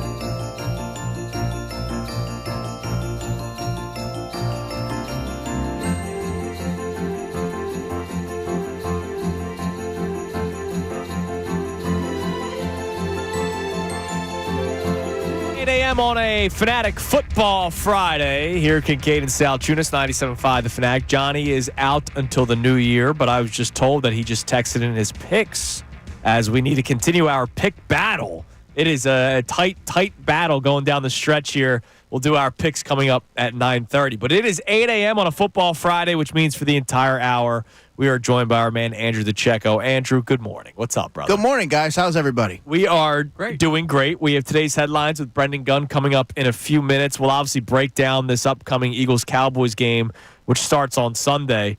But let me ask you about this, the Nick Sirianni moment post-game. We haven't talked much about it today because it's not a major story. But it's just another moment where, yeah, we have to react to it. I don't think it's the worst thing in the world, but he can't do it. Nick Sirianni, of course, the moment with Zach Ertz. Right, yeah. As the head it's a big story because he's the head coach responding to a player, and there's obviously friction there. There was words exchanged. And if you're Nick Sirianni, how do you go and tell C.J. Gardner-Johnson that you have to have poise and restraint? First thing I said. When you're going and doing something like that. Or Jalen Carter. How do you tell? Twice, I was going to say. Twice now, Jalen Carter, he's had to go up to on the sideline. If I'm Jalen Carter, I'm going, oh, bro. Like, hello, Pot. Like, me kettle. Like, come on, dude. Right. You have to lead the way. You have to set that example. And that obviously was not a shining moment for Nick Sirianni. But I will say that really since the outburst after the Browns game, you hadn't seen that really surface. And then, of course, cameras caught it, and it is a big thing because he was going at an opposing player and telling him you didn't do anything in this game. Would he get fined for that? I don't think so. I don't know if you could get in trouble for that. I don't talking trash. Right, like I don't think so. Well, you can get thrown out of the game penalties these days. Well, it depends what you say. I don't think Nick Sirianni said anything to that level. I don't think it's a story that like has to be talked about ad nauseum. And I know, during the holidays, maybe there's things that we need to find to talk about, but I know I'm proud of you guys. You guys didn't even mention it yesterday. You guys did a 4-hour show yesterday. Me and CT, man. Yeah, damn right. CT18. It's not like the biggest story in the world, but it is just another moment where you get reminded that sometimes Nick still needs to find himself or maybe mature. Maybe this is himself. He's talked about it. Remember earlier this year after the Browns game, he said the guys want me to get back to the old me. He's a fiery guy. He's a fiery coach, and I think that does rub off on the players. And it's a reflection of his personality, that toughness and that physicality and that edginess. He takes it right up to the line. Sometimes he crosses the line. Yeah, and I think that was a bit much because of a high five was a little too hard. It kind of reminded me of that Jim Schwartz, Harbaugh. Yeah, he said the exact same thing earlier. Schwartz, when he patted him on the back. Harbaugh chased him into the tunnel pretty much. By the way, where's Big Dom in all of this? I know kind of there. The story is that he separated them. Why did they need to be separated? He's dapping it up with people. I think he just wanted to diffuse it and get him. All right, coach, let's go this way. Dude, people try to say hi to Big Dom too. There's a lot of players that respect him around the league that have been here or stopped by here. Like he's on the job. I kid he's on the job. So listen, I've seen you on the job before when we're waiting to come back from a break and someone talks to you and say, hey, what's up, guys? And that's the way you should be. I'm watching it right now. He's hugging Dan Quinn. They're chit-chatting. All of a sudden he goes, oh, well, I gotta get over there and separate these two guys. And he got there. He did. All right, it is 8:05. Time now for today's headlines with Brendan Gunn. Today's headlines with Connor Thomas. What do we got, Gunner? Yeah, well, when you hear the name DeSean Jackson, a lot of people think of the best deep threat of all time, maybe in Eagles history as far as that goes. Some people think of a made-up story made up by some little guy down the dial saying he was in a gang at one point. It wasn't true. And now you can talk about he's the head coach of Delaware State football. The head coach, HBCU, reported yesterday they're finalizing an agreement. What do you think about DeSean Jackson and his head coaching prospects? I think it's cool. I mean, you saw what Dion was able to do at Jacksonville State, right? So now there's other schools. Michael Vick to Norfolk State, and now you have DeSean Jackson here to Delaware State. I think it's cool. I mean, they're not going to Alabama, right? Right. This ain't the SEC. And so it's a start. And a lot of these, I would think athletes are looking for recognition. Right, they're trying to get recognized so that they can then transfer to bigger schools or maybe get drafted later in rounds. And DeSean Jackson's now a story. So there will be eyes on Delaware State. So there might be recruits that will say, this would be my chance to be recognized. I'm going to go here. And you saw the success for Jacksonville State. Why not? Yeah, it's not a bad thing to take a shot on this. Now, it's no guarantee. Like, I've said this for a long time.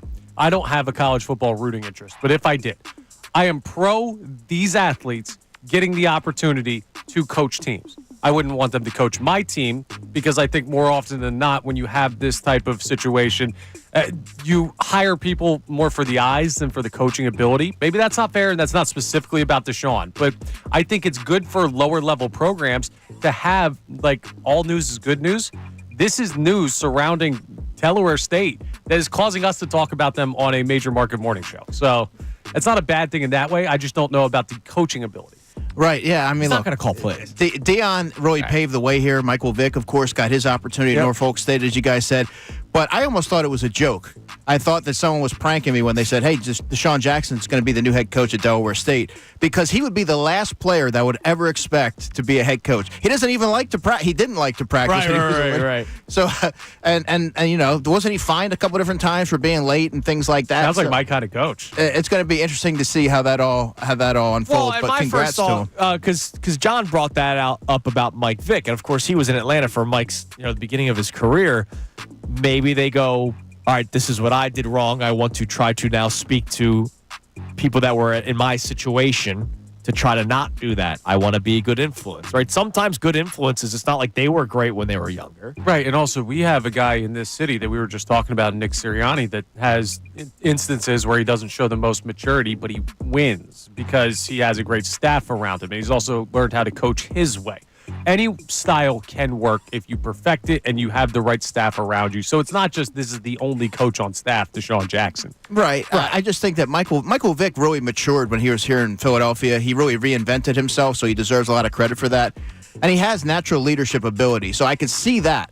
We'll have to see. The whole Deshaun Jackson thing is really interesting to me. I can't wait to see how it plays out. Not all of these signings of former players will be a home run. No. They It's won't intriguing. be. But I found something interesting. Could be a jackpot. Could be. What I find interesting, I forget who it was. It might have been. I think it was Rex Ryan. Not that he's like a guy that I turn to for all the information and analysis that I need, but he was talking about the success that Dan Campbell's having for the Lions, and he was talking about how the New York Jets need to hire a head coach that loves the Jets, right? Like Dan Campbell was a Lion, and he wasn't a superstar. He was a Lion, but he would love the organization. He loved the Lions. He's going to put everything in his heart and soul, all of his power, into being the head coach of the Detroit Lions.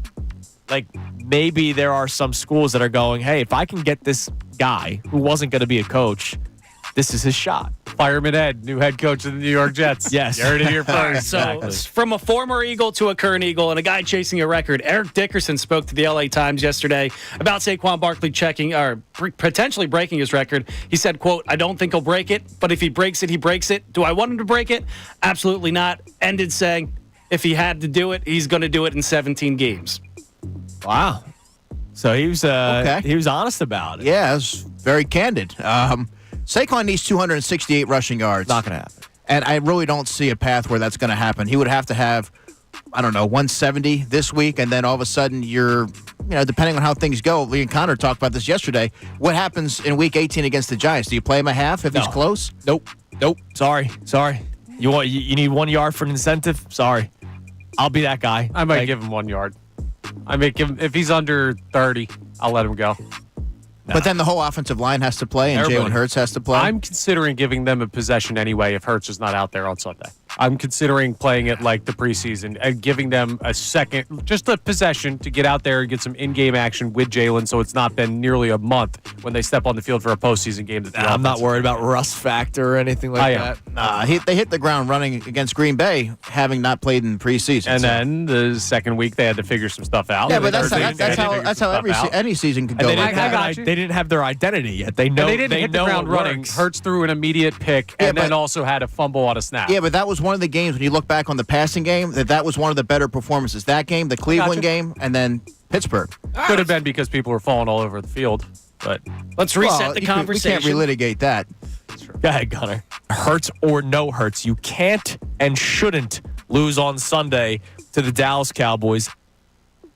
Yeah, I just want to get Andrew DeCheo's thoughts on it, honestly. Well, that's our topic today to start off the show. Hurts or no Hurts, you can't and shouldn't lose. Now, the reason why I say can't is because I don't want them playing Week 18.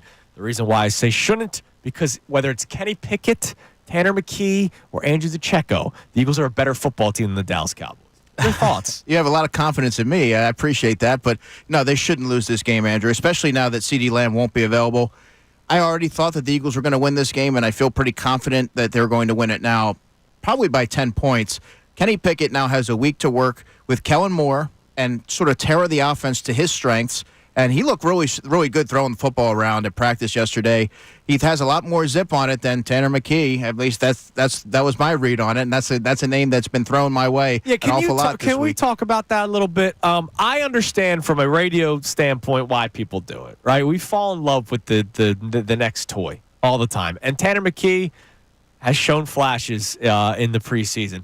Andrew, can you talk about the competition that Tanner McKee faces in the preseason? In the preseason, I like how you framed that. It was in the preseason, in the second or I should say the third or fourth quarter in those preseason games where he's going against third-team players. So yeah, I mean he probably did light it up. To a degree.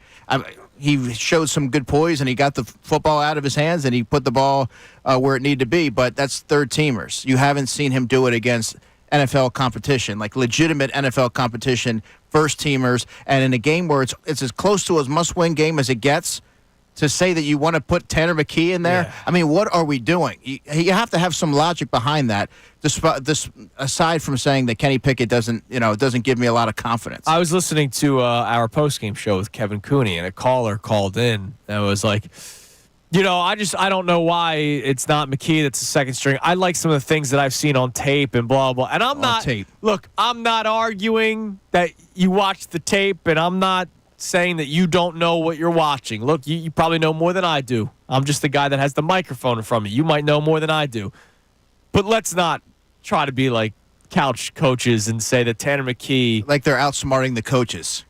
Exactly. Like what are we doing here? If Tanner McKee was so much better than Kenny Pickett, then Nick Sirianni would be having him play on Sunday. And they wouldn't have invested significant draft capital to get Kenny Pickett here if they thought McKee that Tanner McKee, McKee was already here and versed in the system. Obviously, it's changed with Kellen Moore, but still, the point remains. They still think very highly of Tanner McKee. I want to make that clear, but not enough to throw him out there in a pretty much a must-win situation. I mean, and there's not any tape out there. So my question to those who are Tanner McKeesmen would be, what do you like about him? What can you tell me about him? Why do you like him? This isn't like the top three guys in the Phillies rotation where they all throw.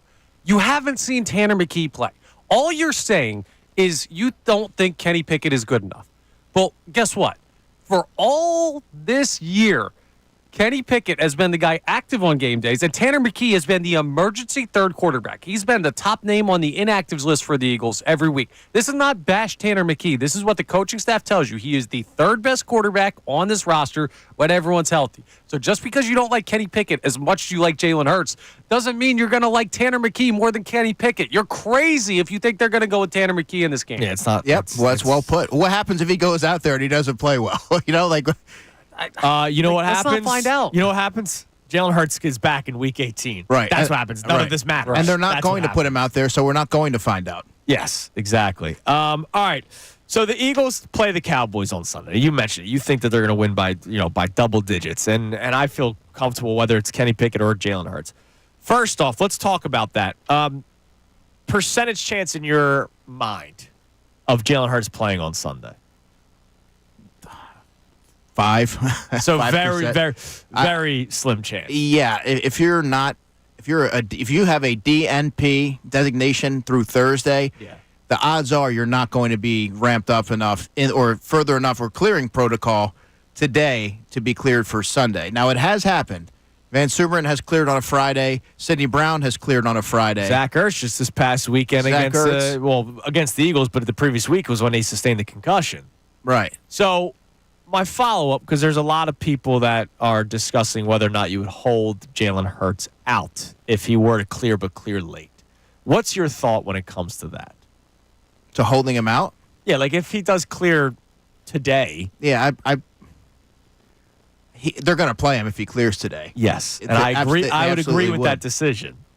But yeah, I mean, you have to. I think you should play him. You have to win this game, and then all of a sudden you may have a built-in bye week 18. You don't want to get too cute. If your best player at that position is available and cleared and healthy, because player safety comes first, If he checks off all the boxes and he clears protocol, you play him. Yeah, and people don't get it. They might look at this and say, oh, well, you can sit him this week, and then he doesn't have to sit week 18. Do you know what happens if the Eagles win this week? You could potentially sit everybody, not just Jalen Hurts, everybody in week 18. If you don't play Jalen Hurts this week and you lose, you're going to have to play all these guys all the way through. So remember what you and I said yesterday? I said, don't play with your food. Yes. You have a chance to win, you take care of business, and you figure out what you're going to do with week 18 when you cross that bridge. Well, maybe if it's that nice Salciunas flank steak, I'll play with it a little bit.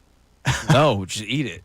Come on. You got to take the string off. I got to inspect. Make sure you cooked it. All right, Gunnar, what do we have on the text line? I know we have a text about the Zach Ertz situation, so I'm curious to hear what people are saying about it, because I know I saw a lot on social media, more people upset that it was a story than upset with Nick Sirianni, and I think that's fair. Like, I don't think this was a major story that we necessarily needed to talk about, but it's something to be brought up because, again, it's the CEO, head coach having a little bit of another moment.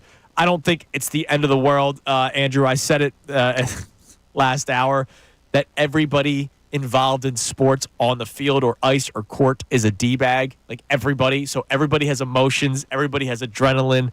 There's no like even Russell Wilson, who pretends to be this perfect guy. He's not.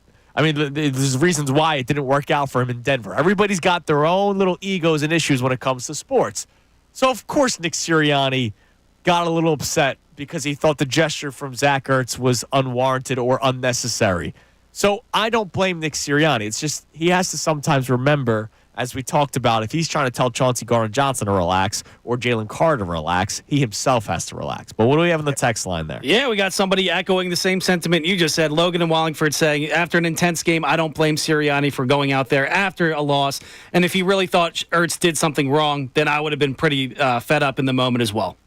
Yeah, I mean, perception is reality. And I think that, I have to be honest, I would probably react the same way that Nick Sirianni did. Right. I have, everything I do it with emotion. So there's no guarantee. It's pretty much assured that I would have acted the same way. And we're all human. And Nick Sirianni is human. It just sometimes is unfair, whether you want to call it unfair or not, that you are in a certain position where you can't act a certain way. Yeah, but when we say perception is reality, perception is different based on the group that you're polling. So for us in the fan base or people in the media, it may be like, this is a problem. And then for the players in the locker room, it could be, hey, this guy's got enough stock built up with us that we trust him. We want to play for him. We will listen to him even if he has these slip-ups of doing things that he maybe tells us not to do. I don't know that to be the case. I'm just saying that Nick Sirianni has never had an issue, even in last year's collapse, of players not wanting to play for him. So 100% right. Well, there was one guy. Well, that player didn't want to play for anybody. And Kevin Byard, I hope he's having a fun season. No, I'm talking about the quarterback, but they figured it out. Oh, well, he wants to play for him. He just didn't really have the nicest things to say. That's okay. Now, I got over it. Our man, Coach Gallo, checks in. It's all right, Coach. I love you anyway. He says, quote, he's quoting me, not a major story that doesn't need to be brought up, but it needs to be talked about.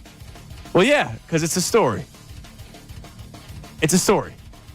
It's a story. It has to be addressed. We spent like 10 minutes on it. And this is a 4-hour radio show. And coming up next, we will dive deeper into Eagles-Cowboys. Don't worry, Coach Gallo. I got football guy Andrew DeCheo here. By the way, if you have a question for the football guy, you can text in at 610-632-0975. Anything is on the table when it comes to the Birds for Andrew, whether it's this upcoming matchup with the Cowboys or if you have any questions about the big picture, which is, of course, the playoffs, feel free to do that as well. It is Kincade Salciunas on a Football Friday. John out till the new year right here, 97.5 The Fanatic. Fanatic Sports Update. Still in the protocol. I'm Brendan Gunnan. This update is brought to you by Allstate. Some people just know you can save money on car insurance by checking Allstate first. So what are you waiting for? Check Allstate first for a quote today. You're in good hands with Allstate. This Friday, it is Friday of Dallas Weekend here in Philadelphia, and the Dallas Cowboys are coming to the Link to face the Birds this Sunday at 1 o'clock. Yesterday, the Eagles returned to practice. A.J. Brown, Nakobe Dean, and Josh Sweat were all listed as limited participants in yesterday's practice, but the guy everybody's keeping an eye on, of course, is Jalen Hurts. QB1 did not practice again yesterday. He is still working his way through the concussion protocol process. Head coach Nick Sirianni spoke to the media yesterday, and this is what he had to say about where Hurts stands in that process, and it wasn't much. He's in the concussion protocol, so not a lot I can comment on that. We'll get you an update after today. Well, the day after yesterday is here, so that day is today. We'll get an update on Jalen Hurts' status today, and we'll keep you updated all day long here on the Fanatic as we learn more. The Sixers, though, they're fresh off their biggest win of the season on Christmas Day, beating the Boston Celtics, and now they head out west. They're taking on the Utah Jazz tomorrow night. Tip-off is at 9:30. We'll have that game right here on the Fanatic for you tomorrow night at 9:30, as I just said, and the Flyers are back in action tomorrow night as well. They're facing Cutter Gauthier for the first time on the road, though, to take on the Anaheim Ducks. I'm Brendan Gunn on the home of the 76ers and the Flyers, 97.5 The Fanatic and 97.5thefanatic.com. Not only can you listen to The Fanatic, but you can also watch on 97.5 The Fanatic's YouTube.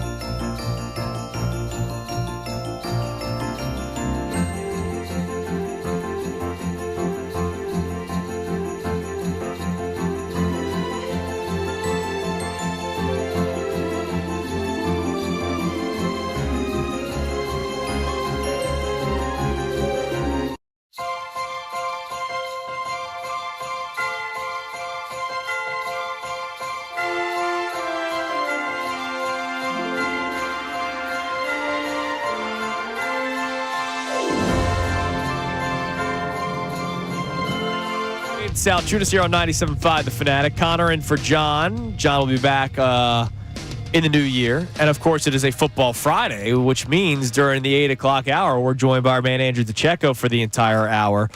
So, Andrew, you touched on it last segment. You think the Eagles handle their business on Sunday. I agree with you. Why? Let's unpack this, being the great football guy that you are. And if you have any questions for Andrew, text him in at 610-632-0975, and Gunnar will read them and Andrew will answer them. But what are some of the reasons that you feel very comfortable that the Eagles will handle their business on Sunday? Well, the Eagles now have a full week of prepping with Kenny Pickett. So that means that Kellen Moore is able to tailor the offense around him. They were very one-dimensional last week. Obviously, the Commanders sold out to stop Saquon Barkley. But you're not going to revamp the game plan mid-game to accommodate Kenny Pickett.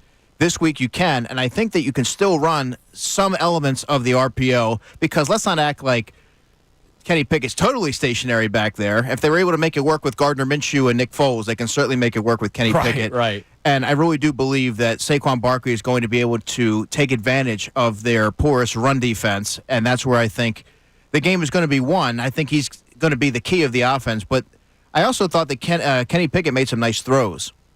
And I think this is going to be a really big game for Devontae Smith. An overcorrection off of perhaps that big-time drop last week. Maybe, He should be going against a Penn State corner named Amani Oruwariye, who is he's very grabby. He doesn't match up very well with Devontae Smith. So I feel like there's going to be opportunities there to really work the secondary. And then defensively, they're going to take it personal. I really do believe that they're going to go back to the dominant team that they were against the Baltimore Ravens, against the Pittsburgh Steelers. It was just a little blip on the radar. They're going to take it personal, and they're going to kind of put the onus on them to make sure that they take care of business and make life a little bit easier for the offense. Now, speaking of the defense, because when we did the show Monday, and you were in with us for the entire hour, 8 o'clock hour on Monday, there was a lot of, all of a sudden worry about the defense. Mm-hmm. And I understand it, but my first response to anybody that was worried about the defense was, how many more stops did you want them to make? They forced five turnovers. It's not the defense's fault that Kenny Pickett would go 3 and out. Sometimes it wasn't even Kenny Pickett's fault. The Devontae Smith drop on that final drive, or second to last. And Saquon had a big drop in that game, too. There were moments where the offense did the defense no favors. The defense did all the favors in the world for the offense. At some point, the Jaden Daniels-led offense, which has been successful this year, is going to put up points, especially when you have 18 different opportunities to do it. Yeah, there were 10 possessions that ended in something impactful happening for the Washington Commanders. 5 of them ending in turnovers and 5 of them ending in touchdowns. Actually, you could call it 9 because, you could call it 11 because of the turnover on downs that wasn't counted in the turnover stat. But anytime you have 11 impactful offensive drives that don't end in a punt, then you're looking at something where that's too many possessions that things are happening, whether it's good or bad, that Washington's holding the football for too long. Yeah, the defense did enough early in that game. 5 turnovers. That's unheard of. You have to be able to produce points off of that. Right. This week, they're going to have a much more efficient offense than what you saw for most of the game after Jalen Hurts left the game. But let's also not forget that your starting safety, C.J. Gardner-Johnson, who he has a primary role in getting guys lined up and in the right defense. He's very communicative and vocal on the back end. He was ejected. Tristan McCollum has to go in. Isaiah Rodgers had to go in for Slay at one point. Josh Sweat left the game. Nakobe Dean left the game at a time. Jordan Davis left the game at a time. So there was players shuffling in and out of the lineup. There was uncharacteristic communication errors that happened on that 49-yard Alameda Zacchaeus touchdown. Yep. That hasn't happened all season long. That was more of a prominent trait of the 2023 Eagles. So I just kind of chalk that up as a one-off, and I don't believe that that's going to be something that resurfaces this week. Now, how do you expect the Dallas Cowboys defense to try to attack this Eagles offense? Because I think everybody has the same thought. All right, Pickett's going to play, so let's just run the football with Saquon Barkley. Obviously, they will do whatever they can to make sure that's not the reason why they lose. I don't know that they're going to stack the box like the Commanders did, but I think that they will try to provide pressure on him because Kenny Pickett held the ball for an abnormal amount of time and made life really challenging for his offensive line. He took 3 really bad sacks in that game, so I think that Dallas is going to look at that and say, well, let's see if we can force them into some poor decisions because they're going to have to throw the football in this one. So that's kind of what I'm expecting them to do. Okay. All right. Now back to the defensive side. Like with the Cowboys offense missing CeeDee Lamb now, this game feels totally different, and the Eagles were already heavily favored. What would be the threshold for points scored by the Cowboys offense that would be like, that's unacceptable? If they score more than 14 points, is that crazy to expect them to do that? They scored 3 last time the Philadelphia Eagles matched up with this team. I'd say 17. 17. Rico Dattle's still running the ball really well. They have some players at the tight end position, a couple wide receivers that can still do some damage, but I would say anything 17 or over is so something. the Eagles get 20 ball game.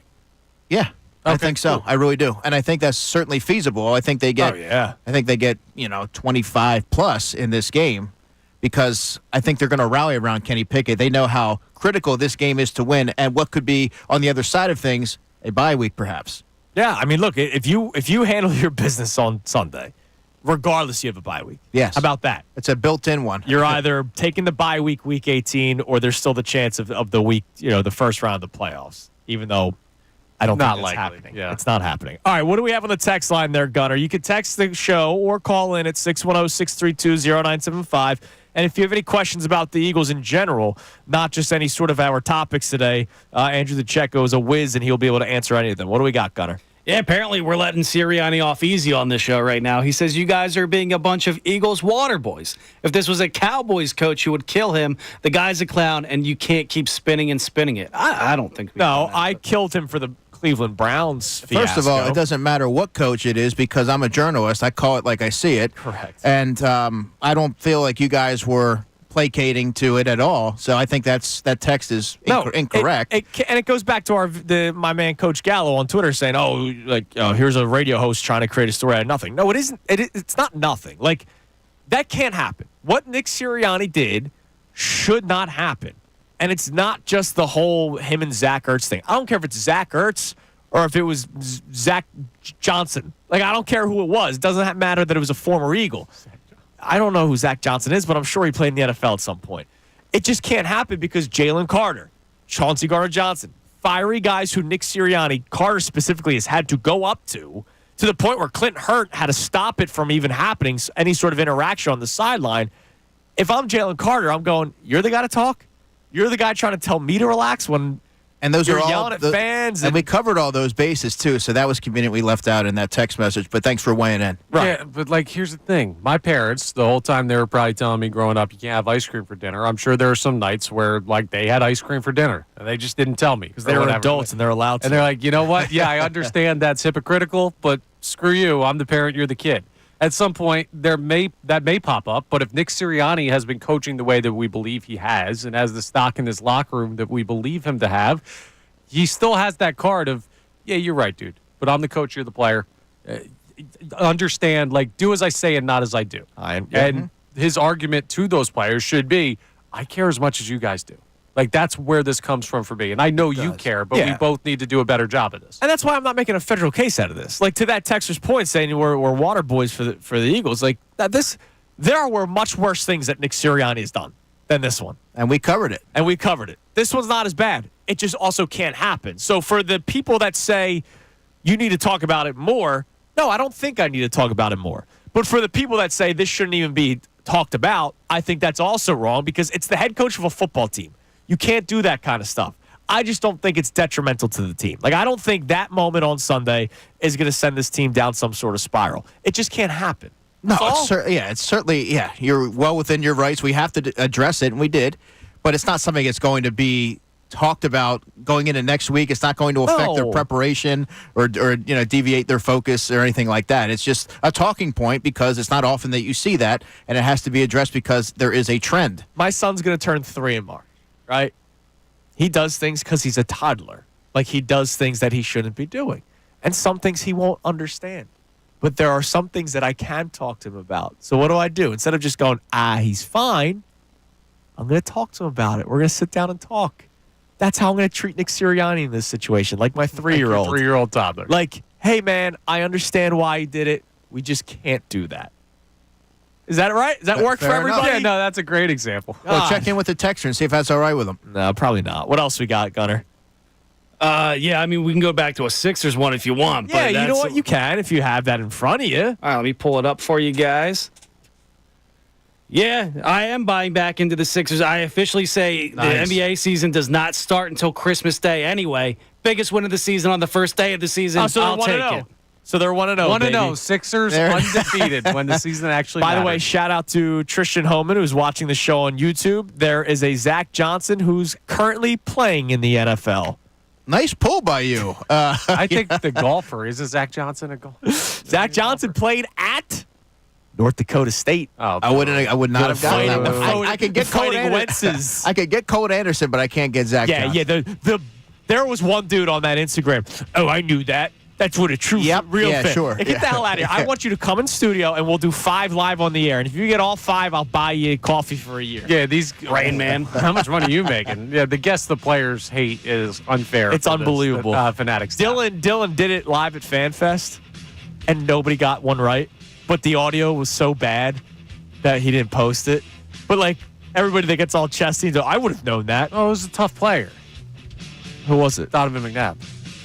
At FanFest? I'm I was going to say. I'm Jesus, kidding. I I'm didn't even know kidding. who it No, was. it's not that easy though, folks. No, Leave us alone, All right, please. coming up next, we'll check out the text line some more. If you have a question for Andrew, you can text in. Now's your time to talk to a real football guy, not just a hot take radio host. You can text in and call in 610-632-0975. And we'll also look ahead a little bit with Andrew for the Eagles playoff run and talk about some teams that they could face early on in the playoffs. It's Kincade and Salciunas here, 97.5 The Fanatic. Now, a Birds Insider Update.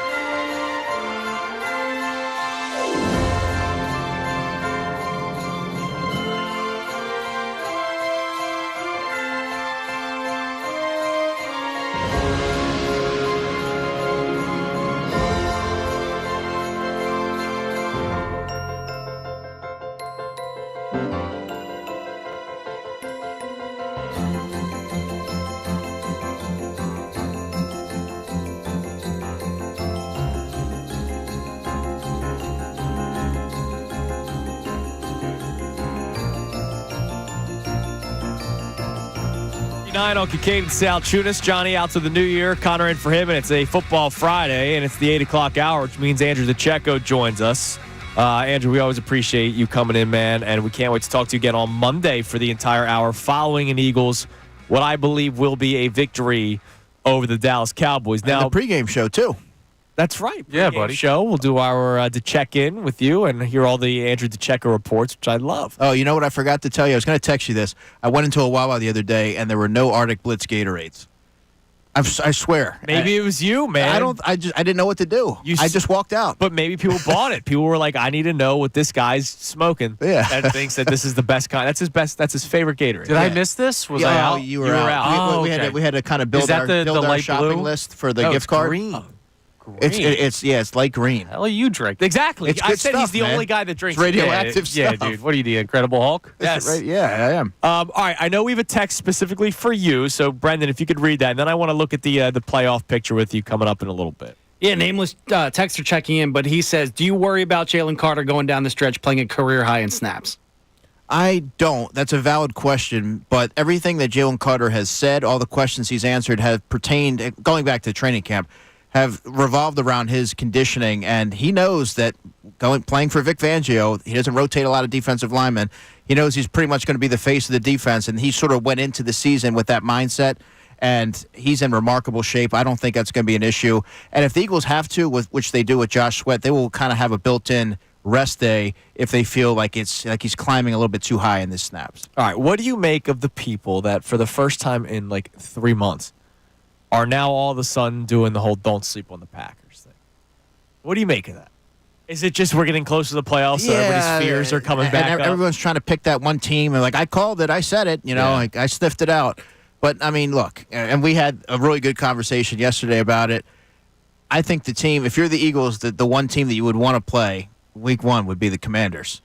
Yes, absolutely. But even still, the Packers aren't too far down that list. I don't view them as a team. Look, Jordan Love's a good player. They have a lot of young players, though, on offense. And their defense, I think there's still holes in it. I don't know where this fear comes in for that team. They're a solid football team, but I view the Eagles as the best team in the NFL, at least top 2. So and here's the other thing. People are, like, writing in that it's Eagles-Commanders round 1. The Packers, their next 2 games, they have the Vikings, who they could lose to the Vikings, even though they are favorites in Minnesota. And, look, who knows about that? They should beat the Bears. All right, but it's a divisional opponent. Who knows what ends up happening? Yeah, the Bears might score 6 points. this Yeah, time. exactly. The Commanders are playing the Falcons and Cowboys. I believe the Commanders win both those games. If the Commanders go 2-0 and the Packers go 1-1, I don't know what the tiebreaker differential is, but if the Packers go 0-2, then the Commanders jump them. There's a chance that the Eagles could play the Packers in the first round of the playoffs. And I still think they would be okay. I agree. They have a better defense. If they have the best defense in the NFL, which I believe they do, that shouldn't be an issue. And then offensively, with that kind of firepower, the Eagles can score up points with the best of them. So what if you were to power rank the teams in the NFC alone, right? I imagine it's Eagles Lions are 1A, 1B. Yeah, I have the Eagles 1, then the Lions. Then I would probably say Packers, maybe.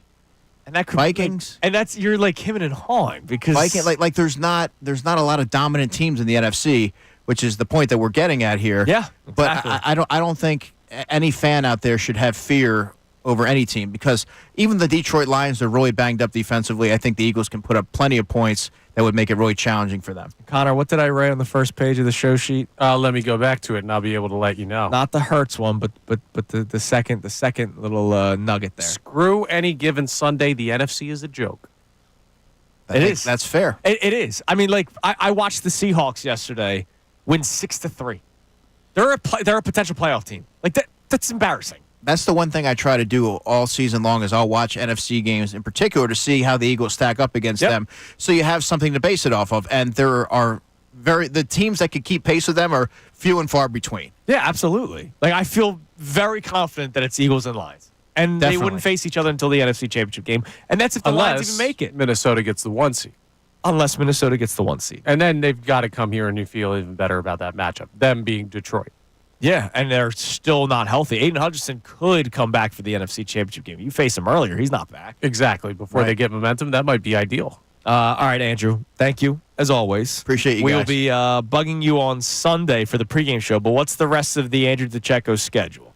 Well, let's see. I'm going to do my pregame hit here, and got Penrose Diner, NovaCare, and I'm coming back here for Best Show Ever with Kevin Cooney, and then I got Birds Extra after that. So We do that today, Kevin Cooney? Yeah, me and Kevin. Oh, all right. So make sure you listen 2 to 6 with Kevin Cooney and Andrew DeCheo during the Best Show Ever. That's awesome. You got a busy day, huh? Oh, yeah. Fridays are one of my busier days. All day, Andrew DeCheo. Damn right. That's what they call him. Thanks, man. We appreciate it as always. All right, Thanks, 9 guys. o'clock hour is ahead. We reset our topics that we started the show off with to start the 9 o'clock hour. And then we'll look at the NFL playoff picture a little bit more and look at how the path to the NFC Championship game, if not further, John's got reservations for restaurants on Bourbon Street already. We'll talk about the path to the Super Bowl for the Eagles. That is not daunting. It's Kincade and Salciunas on a football Friday. John out to the new year right here, 97.5 The Fanatic. Fanatic Sports Update. Dallas weekend is here. I'm Brendan Gunn, this update is brought to you by Groundworks, your expert for basement waterproofing and foundation repair since 1997. Book your free inspection today at groundworks.com. Yes, Friday of Dallas weekend is finally here, and the Birds are set to host the Dallas Cowboys this coming Sunday at 1 o'clock down at Lincoln Financial Field. They returned to practice yesterday after Christmas Day.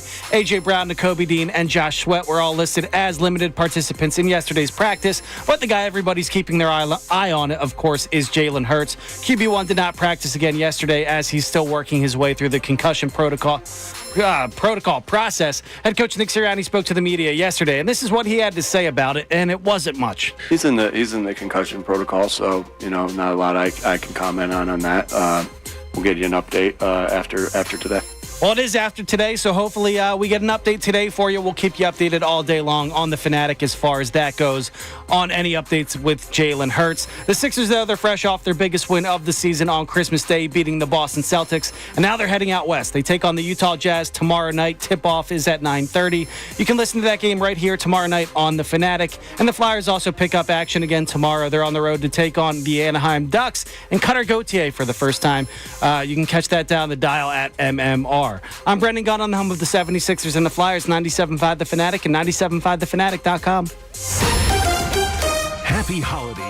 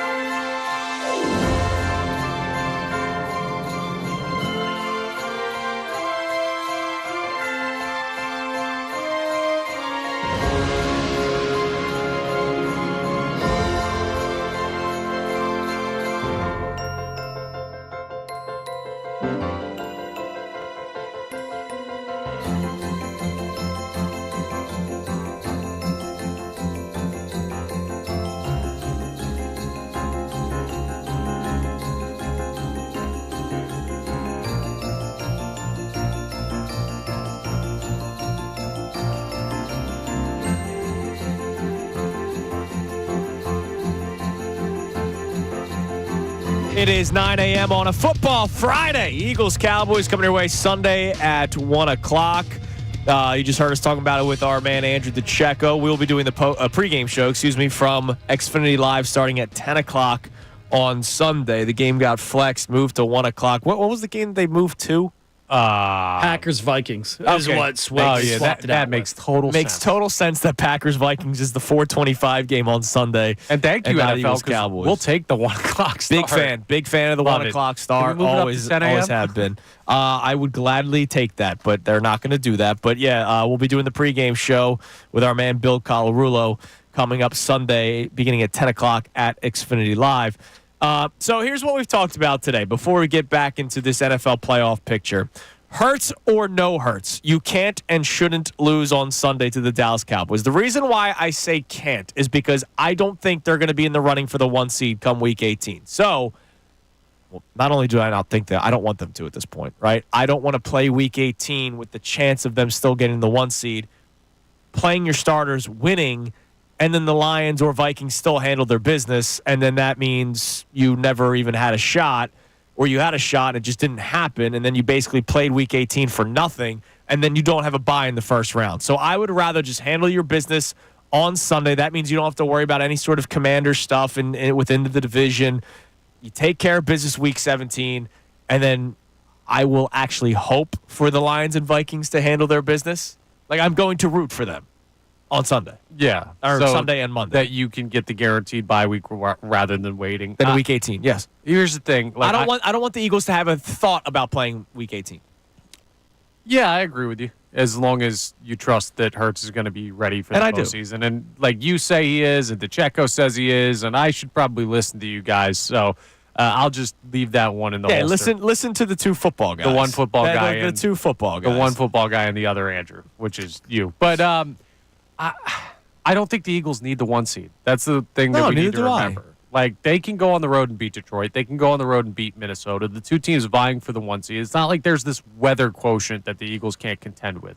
They're not the Dolphins. It's like either you get it or you got to go to Buffalo. Like, you could play in a dome and you could beat those teams on the road, and you are better than those football teams. And here's the thing. We keep on talking about on the road. Guys, they could be hosting the NFC Championship game. Yeah, if whoever gets it gets knocked out. There's a strong chance. Like, the Lions, we have talked about leaking oil. Like, you have been saying numerous times today that you would be actually, like, angry if the Eagles didn't beat the Lions in the NFC Championship game in Detroit, because the Eagles are going to be set up better at that time because of health. Same could be said for Vikings going into Detroit or the Packers going into Detroit. Like, these same teams could say the exact same thing going into Detroit about playing the Lions. Yeah, the team that seems to be, if it happens that Detroit or Minnesota get the 1 seed and the Philadelphia Eagles get the 2 seed, the team in the best position in the NFC is going to be Philadelphia, because they played the best at home and because they're the healthiest. Those things combined are going to be what gives the Philadelphia Eagles the inside path to the Super Bowl. Yes, absolutely. So, Hurts or no Hurts, they can't and shouldn't. I say shouldn't because I think the Eagles win on Sunday, regardless of who the quarterback is. Like, I don't think Kenny Pickett, as our man Andrew DeCheo kept on saying, and I agree with him, wasn't bad when he came in. He's just not as good as Jalen Hurts. It depends on how people view it. We talked about this during the commercial break. It's like when a guy looks at Zach Ertz and Taiwan Walker, right? Zach Wheeler, my God. I was going to say, where are you going We'll with this get one? into the Zach Ertz, Nick Sirianni thing in a little bit. If Zach Wheeler went out and threw 6 innings where he allowed 4 earned runs, I would say, shaky start for Wheeler.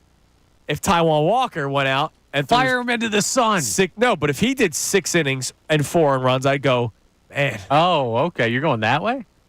Yes, because I don't think he's good. I got you. It's like when who are some of the guys that like filled in for Walker this year? Tyler Phillips. Tyler Phillips. Like, if Tyler Phillips was 6, people would give crap to Chase Anderson a few years ago, right? Because he'd go 5 innings allowing 4 earned runs.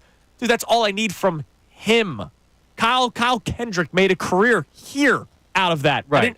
My fifth starter doesn't need to be dominant. Just keep me in a ball game. Some people don't move the bar based on what they should expect from a player in a backup position. I don't expect Kenny Pickett to be Jalen Hurts. So if Kenny Pickett throws for 150 yards and a touchdown pass, I'm happy.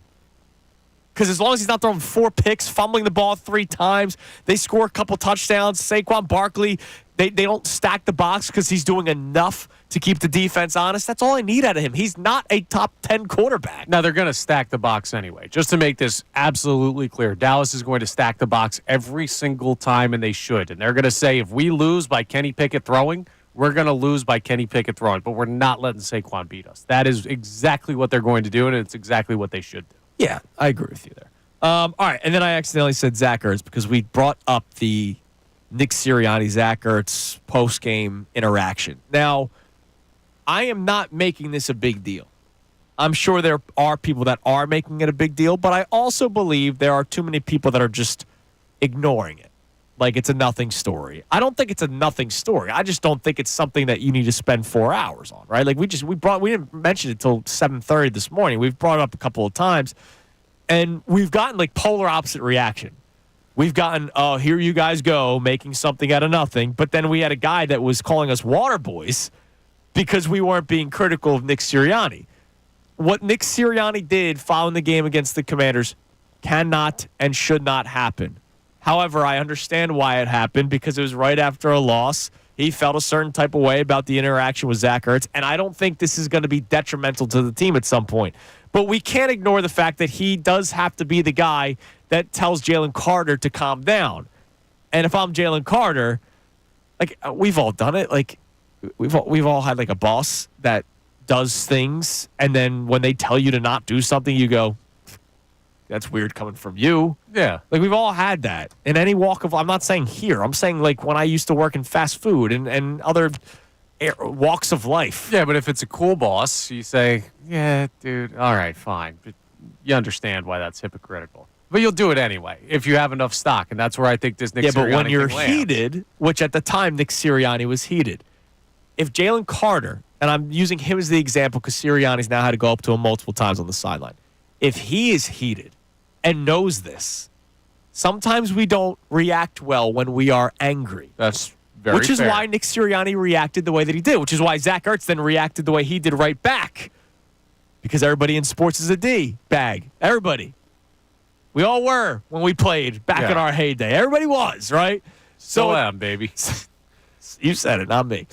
So, if Jalen Carter knows that this happened with Nick Sirianni, and if Nick Sirianni goes, Jalen, I'm tired of you doing something, Jalen Carter could go, what are you talking about, dude? You're just as bad as I am. And then that could lead to something.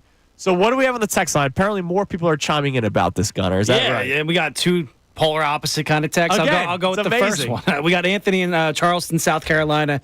He says, I don't care what Nick did after the game, and he could tell those guys, meaning Jalen Carter and CJGJ, to straighten their ass out because they hurt their team during the game. Tell them if they want to do that, wait until after the game to talk their crap. Go Birds.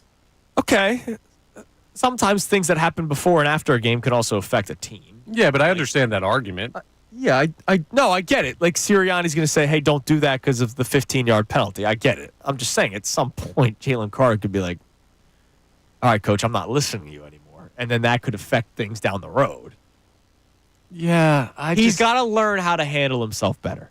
He does. I guess. I'm okay with him celebrating with his team when there's a big play. There are things about Sirianni that I actually do adore, right? Like, him being the coach that's going to be the first one down there to celebrate with his players after a touchdown, I do like that. I celebrate that kind of stuff. There's other things that he can't do. Yes, but there's a legit chance that Jalen Carter and Chauncey Gardner-Johnson have no idea this even happened. Chauncey Gardner-Johnson because he wasn't still in the stadium, and Jalen Carter because he was probably, I don't know, back in the locker room. Like, we see this stuff, and we see the videos and the social media, but the team is not affected by these type of interactions the same way that we are. I'm not saying that's a 100% like every single time type of comment, but when you're focused on the playoffs and seeding and winning a division, they're not worried about they don't care about with Zach Ertz. Yeah, the high five after the game that a couple media members asked about. Right. All right, what else? So we have polar opposites. So what's the other side of the argument here, Gunner? Yeah, this guy, no name, he says, I'm pretty sure Jeffrey Lurie is getting tired of calling his CEO, Nick, into the principal's office to apologize for his disobedience. He's nothing but a petulant child. Now, I don't know if that one was called to the office worthy. And that's what I'm like. That was the point of this whole conversation. Like, he can't do it, but sometimes it's not even worth having the conversation. We talk about it because we talk about sports. This is what we do for a living, okay? I just don't think it needed to go viral. Like, I saw a couple of Commanders reporters really upset about it. They were. J.P. Finley, I believe, is one. Yeah, is he NBC Sports Washington? I think. Yes, he was upset about it. I got to try to find. Well, the tweet. you got to cut them some slack because this is new to them. Normally, they're upset about their organization being a dumpster fire, and this is the first year that they don't have to worry about like their stadium leaking garbage. So now all of a sudden they have all this free time on their hands to like see what other teams are doing. They're not used to dealing with like the outside stuff. I guess J.P. Finley quote tweeted the audio from Jeff McClain's great podcast Uncovering the Birds. Sirianni is such a loser. He was offended by a high five after losing. Philly can't be paying Big Dom enough to try and control this child. This is a reporter. Now from an opposing team, but I don't know if he's a reporter, or if he's a fan of the Commanders that also is a reporter. Like, well, it sounds like he's a fan of the Commanders because that is not very reporterly of him to be putting that out. And I'm not saying necessarily that if I was in his shoes, I would not say that about Nick Sirianni. That's the outside perspective, but it's the outside perspective from a division rival who hates this team. Right. So, I don't know. Take it with a grain of salt. It's really not as big of a deal as J.P. Finley's going to make of it. All right, let's try to figure this out. The NFC playoff picture. So can we just, for argument's sake, we'll do it, season ends today. All right, so Lions are 1 seed. Yes. All right, we're not doing but the Vikings could. Yes, I know the Vikings could get the 1 seed. But right now, it's Detroit as the 1 seed. They move on. They got the bye week. Eagles would play the Commanders. The Rams would play the Packers. And the Falcons would play the Vikings. Vikings win. The Vikings beat the Falcons. Correct? yeah, Like, that's we're not even going to. light work. They smoked All him right. at their place earlier this So year. Falcons are eliminated. Eagles beat the Commanders. Correct? Brennan Gunn. Do the Eagles beat the Commanders in the postseason? Yes, they beat the Commanders. Like, yes. Me and Connor had a big argument on this. You were very nervous about. I was them not earlier nervous. in the They week. win. Yes, they win, and they win pretty comfortably. easily. Don't be nervous. The Commanders would have lost on Sunday. But if Jaden Jalen Daniels Hurts can make stuff happen. Yeah, so- On the off magical chance, Connor. Shut your mouth. So can Jalen Hurts. Jalen Hurts can make things happen too, as long as his head's not getting drilled into the ground. And then Rams Packers. This is an interesting one because I don't know exactly who would win that game. Like, I give the I respect the Rams a lot. Where's that game? It'd be LA. But what does that mean? That means that the Rams don't have to take a warm weather team to Lambeau.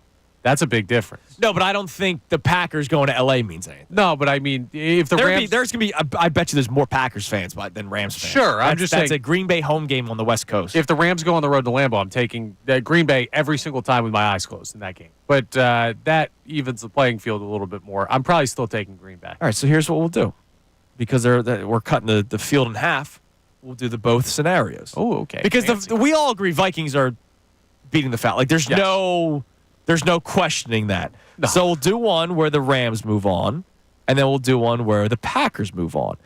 If the Rams win, then it would be Lions-Vikings in the second round of the Love playoffs it. because they're the lower seed, and it would be in Detroit, but the Vikings would be traveling, and the Vikings are playing them in Week 18. We remember the infamous Giants-Patriots Super Bowl where they played each other Week 18, and Spags was able to find a way to stop Tom Brady, and that's what led to that Super Bowl victory back in 2007, right?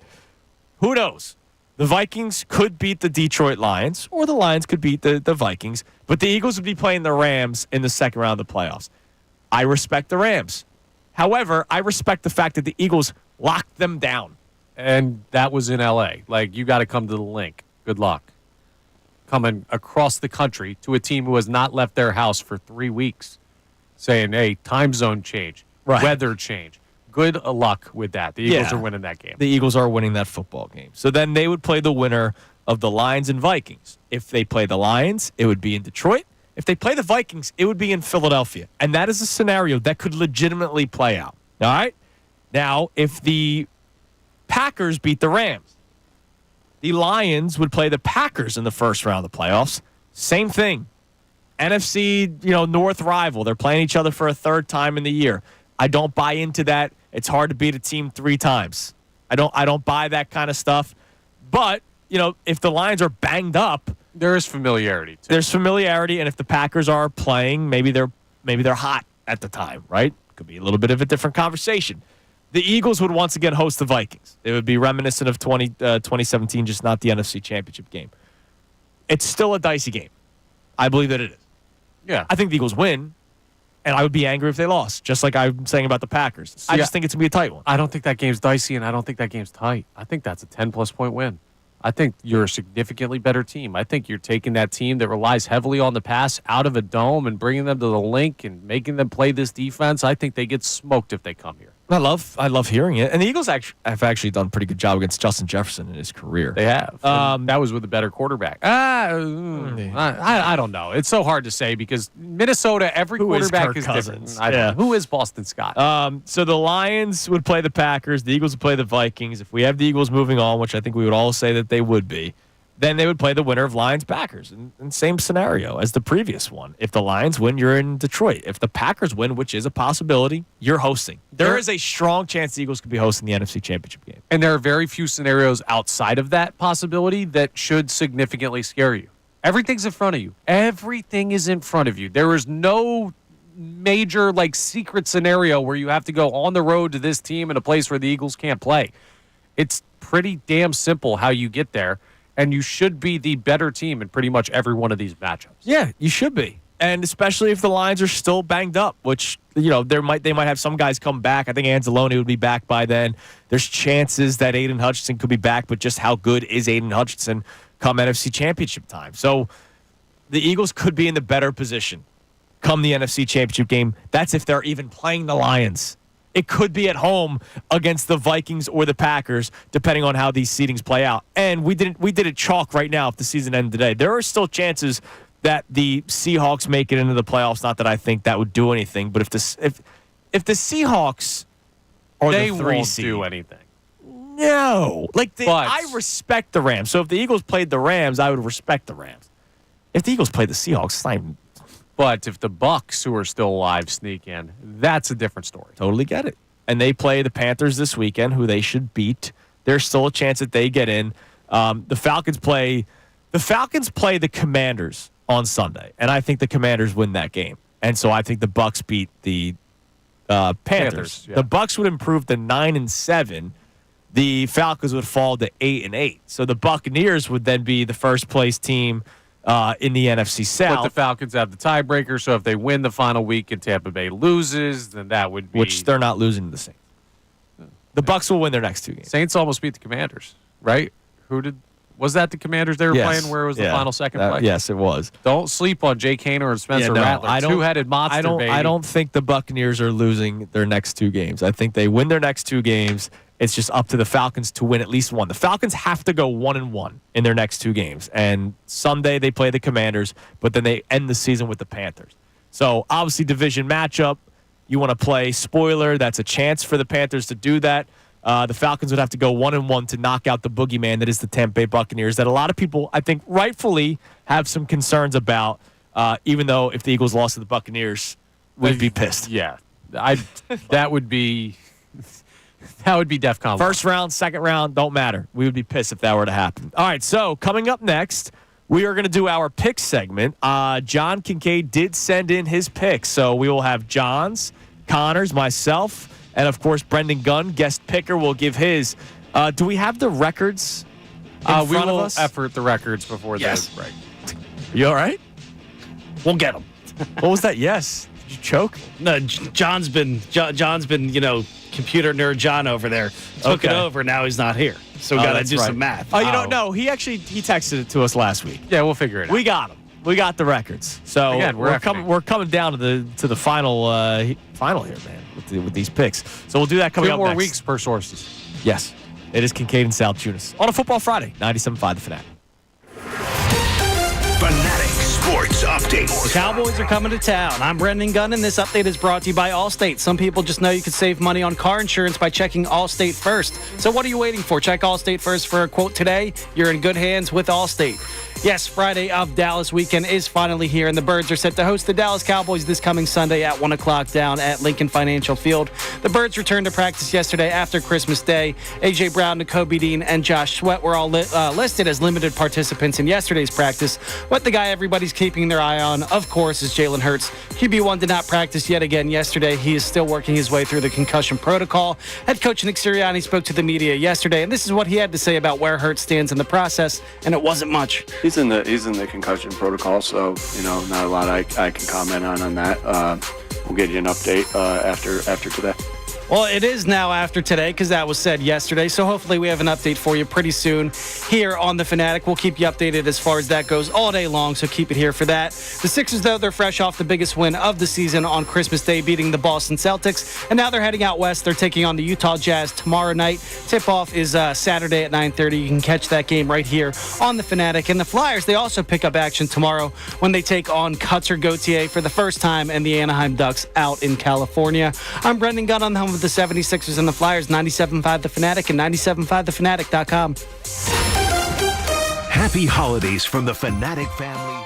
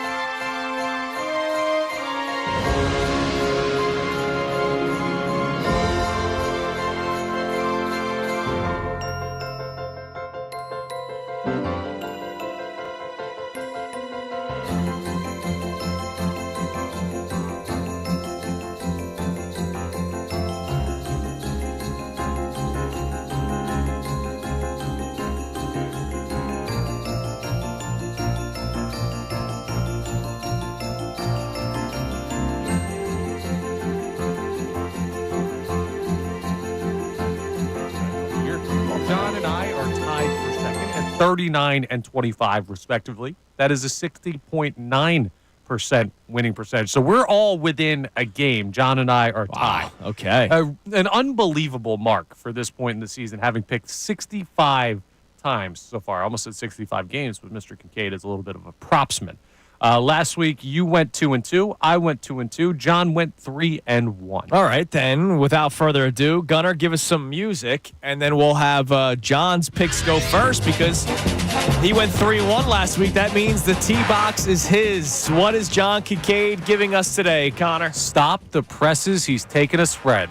John Kincade is going to take the Buffalo Bills minus 9.5. So he's taking Buffalo minus 9.5 against the New York Jets up there in Buffalo. He's got 3 props as well. Saquon Barkley over 107.5 rushing yards, equals Cowboys. Sam Darnold over 0.5 interceptions.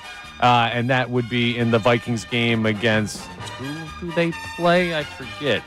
What was it? Sam Darnold over a half. They're playing the Packers. Oh, yeah, that's right. Yeah, we talked about that one. And Jaden Daniels over 46.5 rushing yards in the Commanders matchup with the Falcons. The FanDuel Sportsbook app, he's a Parks man, has Jaden Daniels at 48.5, and as the rules go, you can lower that. I will lower that to 46.5 because that is a play of mine. Interesting. Why didn't you tell us? I have a double quarterback over under rushing yards day. What does that mean? I have Josh Allen over 31.5 rushing yards. Oh, I don't know why that number. Hang on. Because I have Josh Allen over 32.5. So give me the 31.5. How about that? We're all on about the same page here. Yeah, Josh Allen's over under for rushing yards is just 31.5 yards. Now, there might be rain in the forecast, as you were telling me. Oh, there is. So 98% chance. That tells me there's even more of a chance for him to run the football. He came close to that over mark last week with 30, 68 against the Lions, 82 against the Rams, just 18 against the Niners in a rout, 56 against the Chiefs. So he's been hitting the over for 31.5 rushing yards a lot this season, especially recently.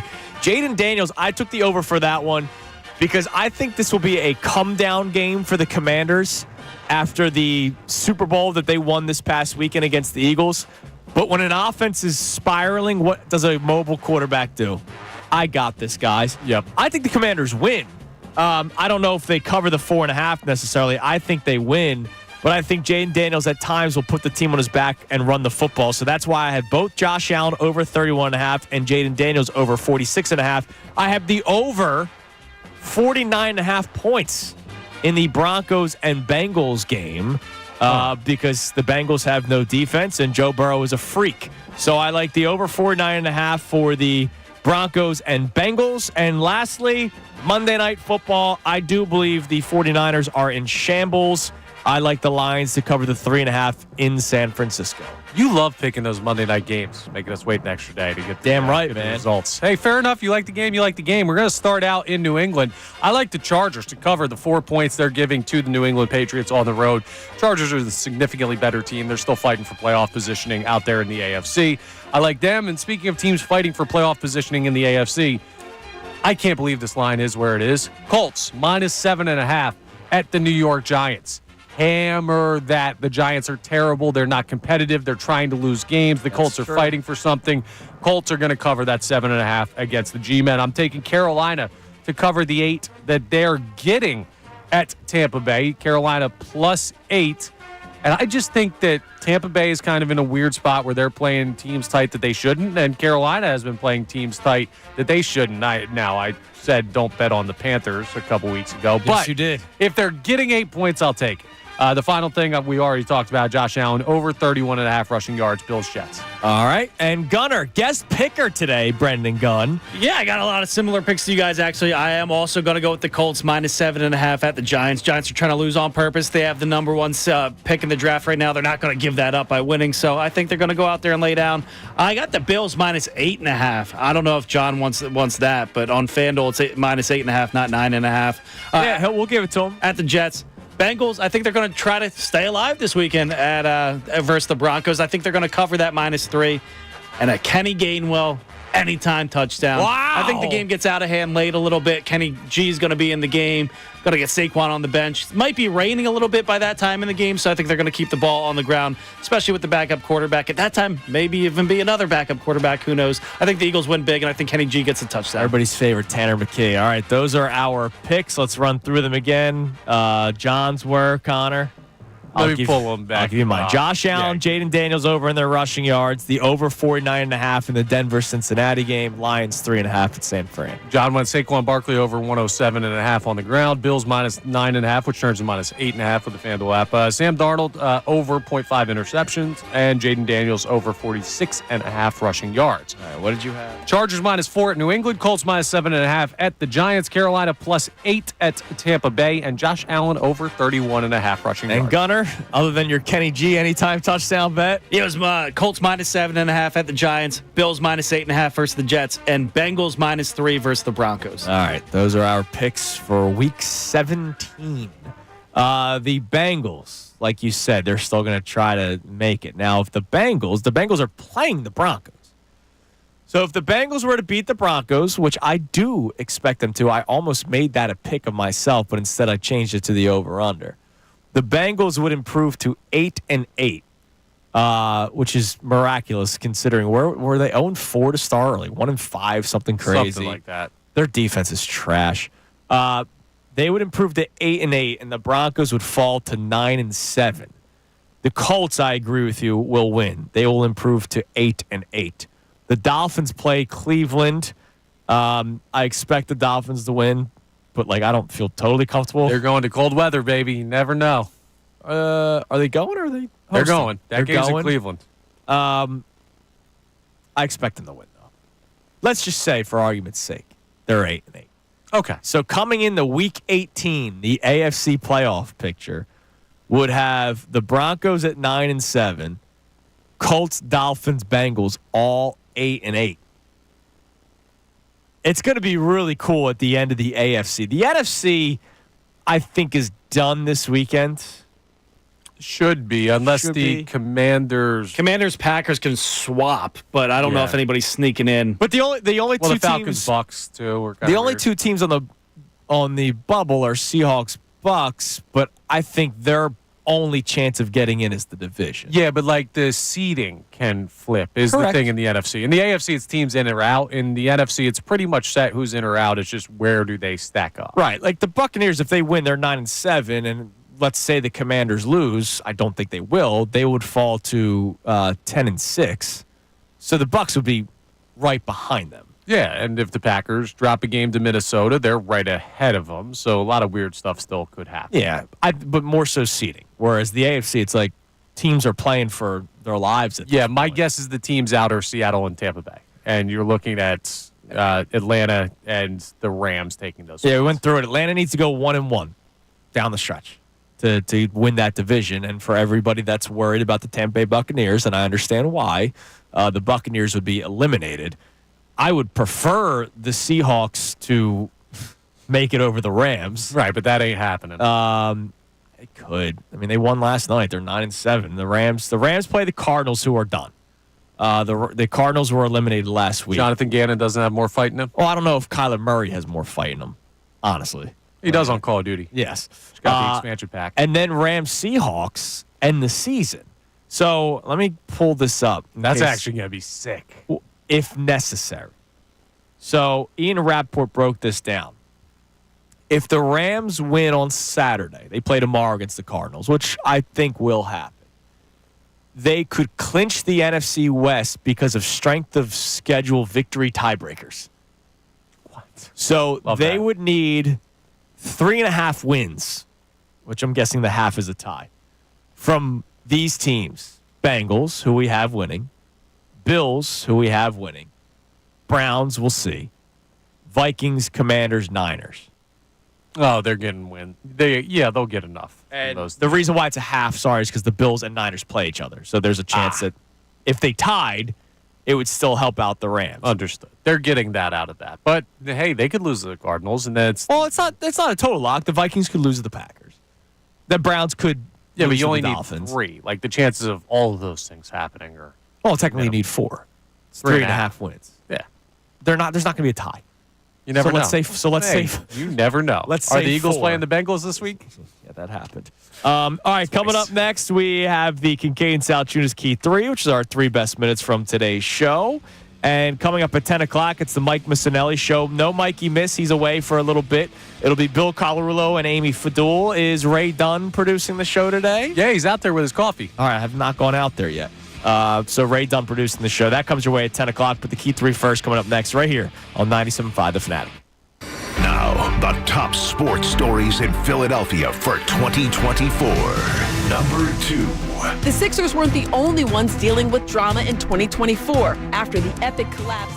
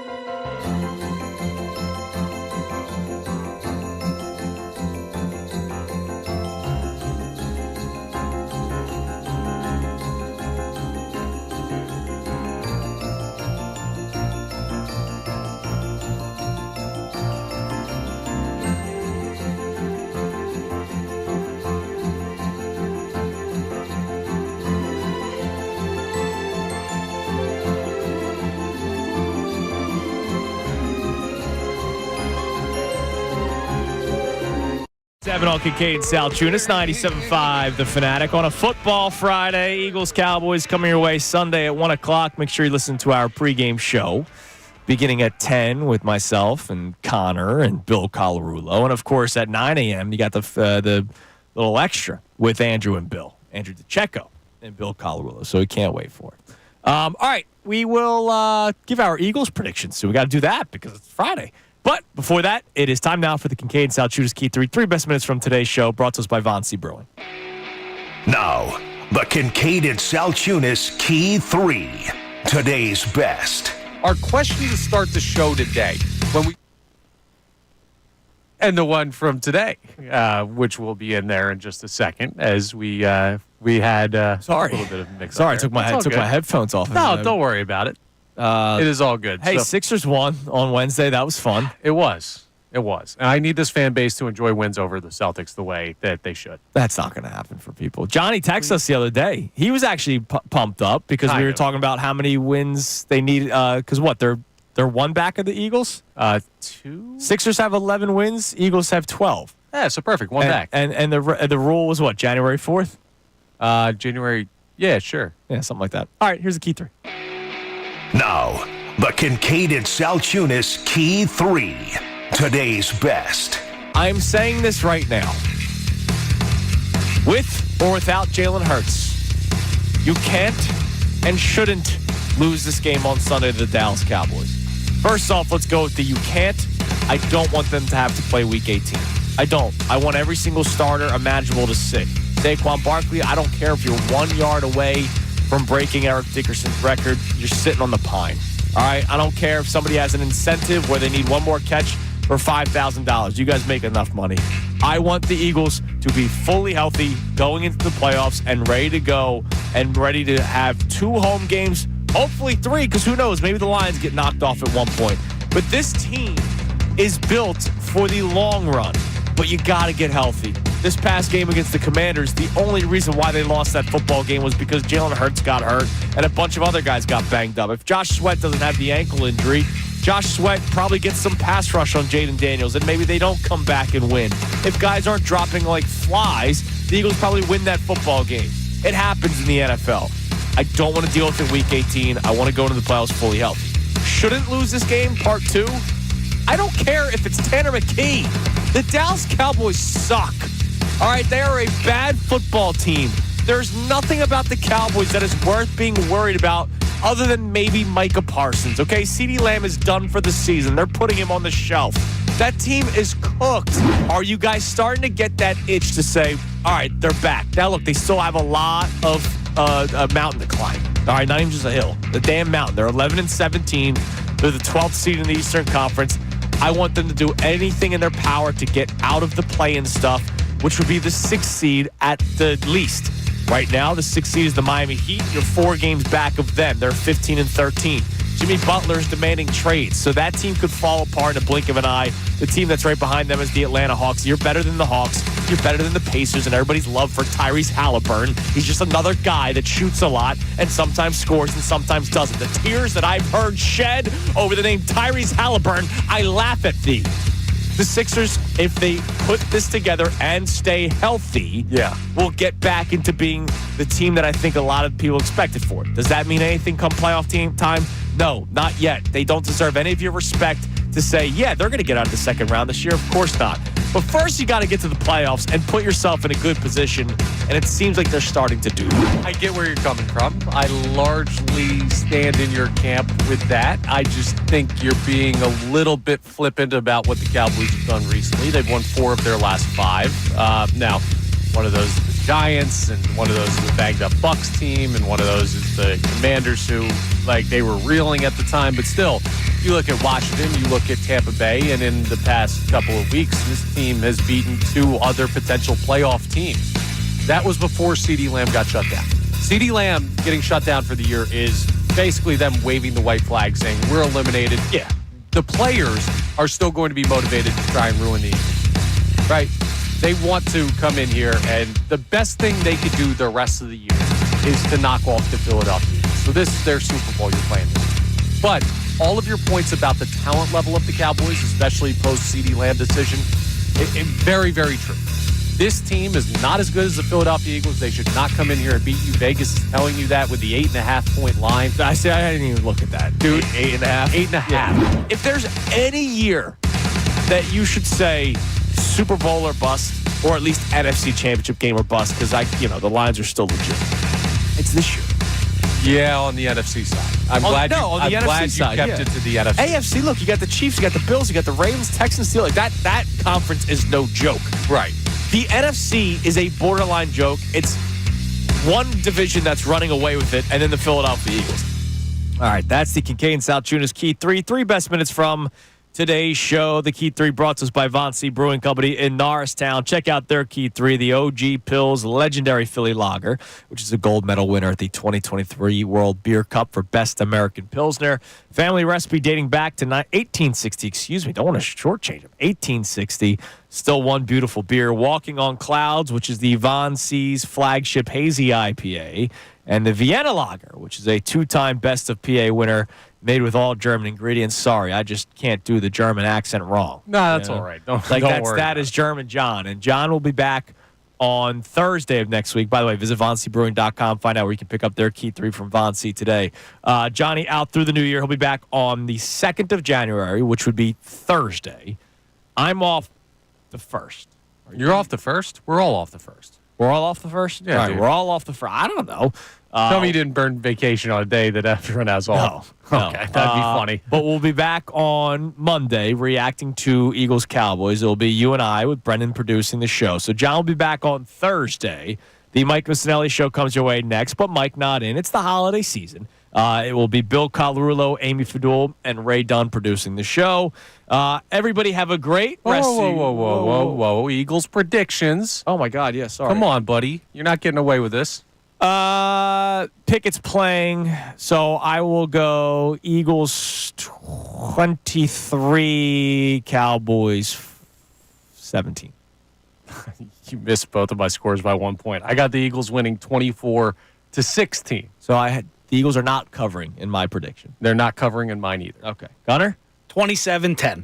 All right, that's a cover right there. That is a cover. And by the way, can you tell us about the AACR? Of course I can tell you about the AACR. Remember to support life-saving cancer research. Join me and our generous partners, Davis CPA Group, in making a donation to the American Association for Cancer Research today at 975thefanatic.com/AACR, because cancer research saves lives. Beautiful, man. All right, Mike Missanelli show coming our way next. Again, Mike not in today. It's Bill Colarulo and Amy Fadul. Everybody have a great, great, great weekend. Oh, man, one day and then right back to the weekends. Beautiful. Talk to you Sunday from the pregame show at Xfinity Live.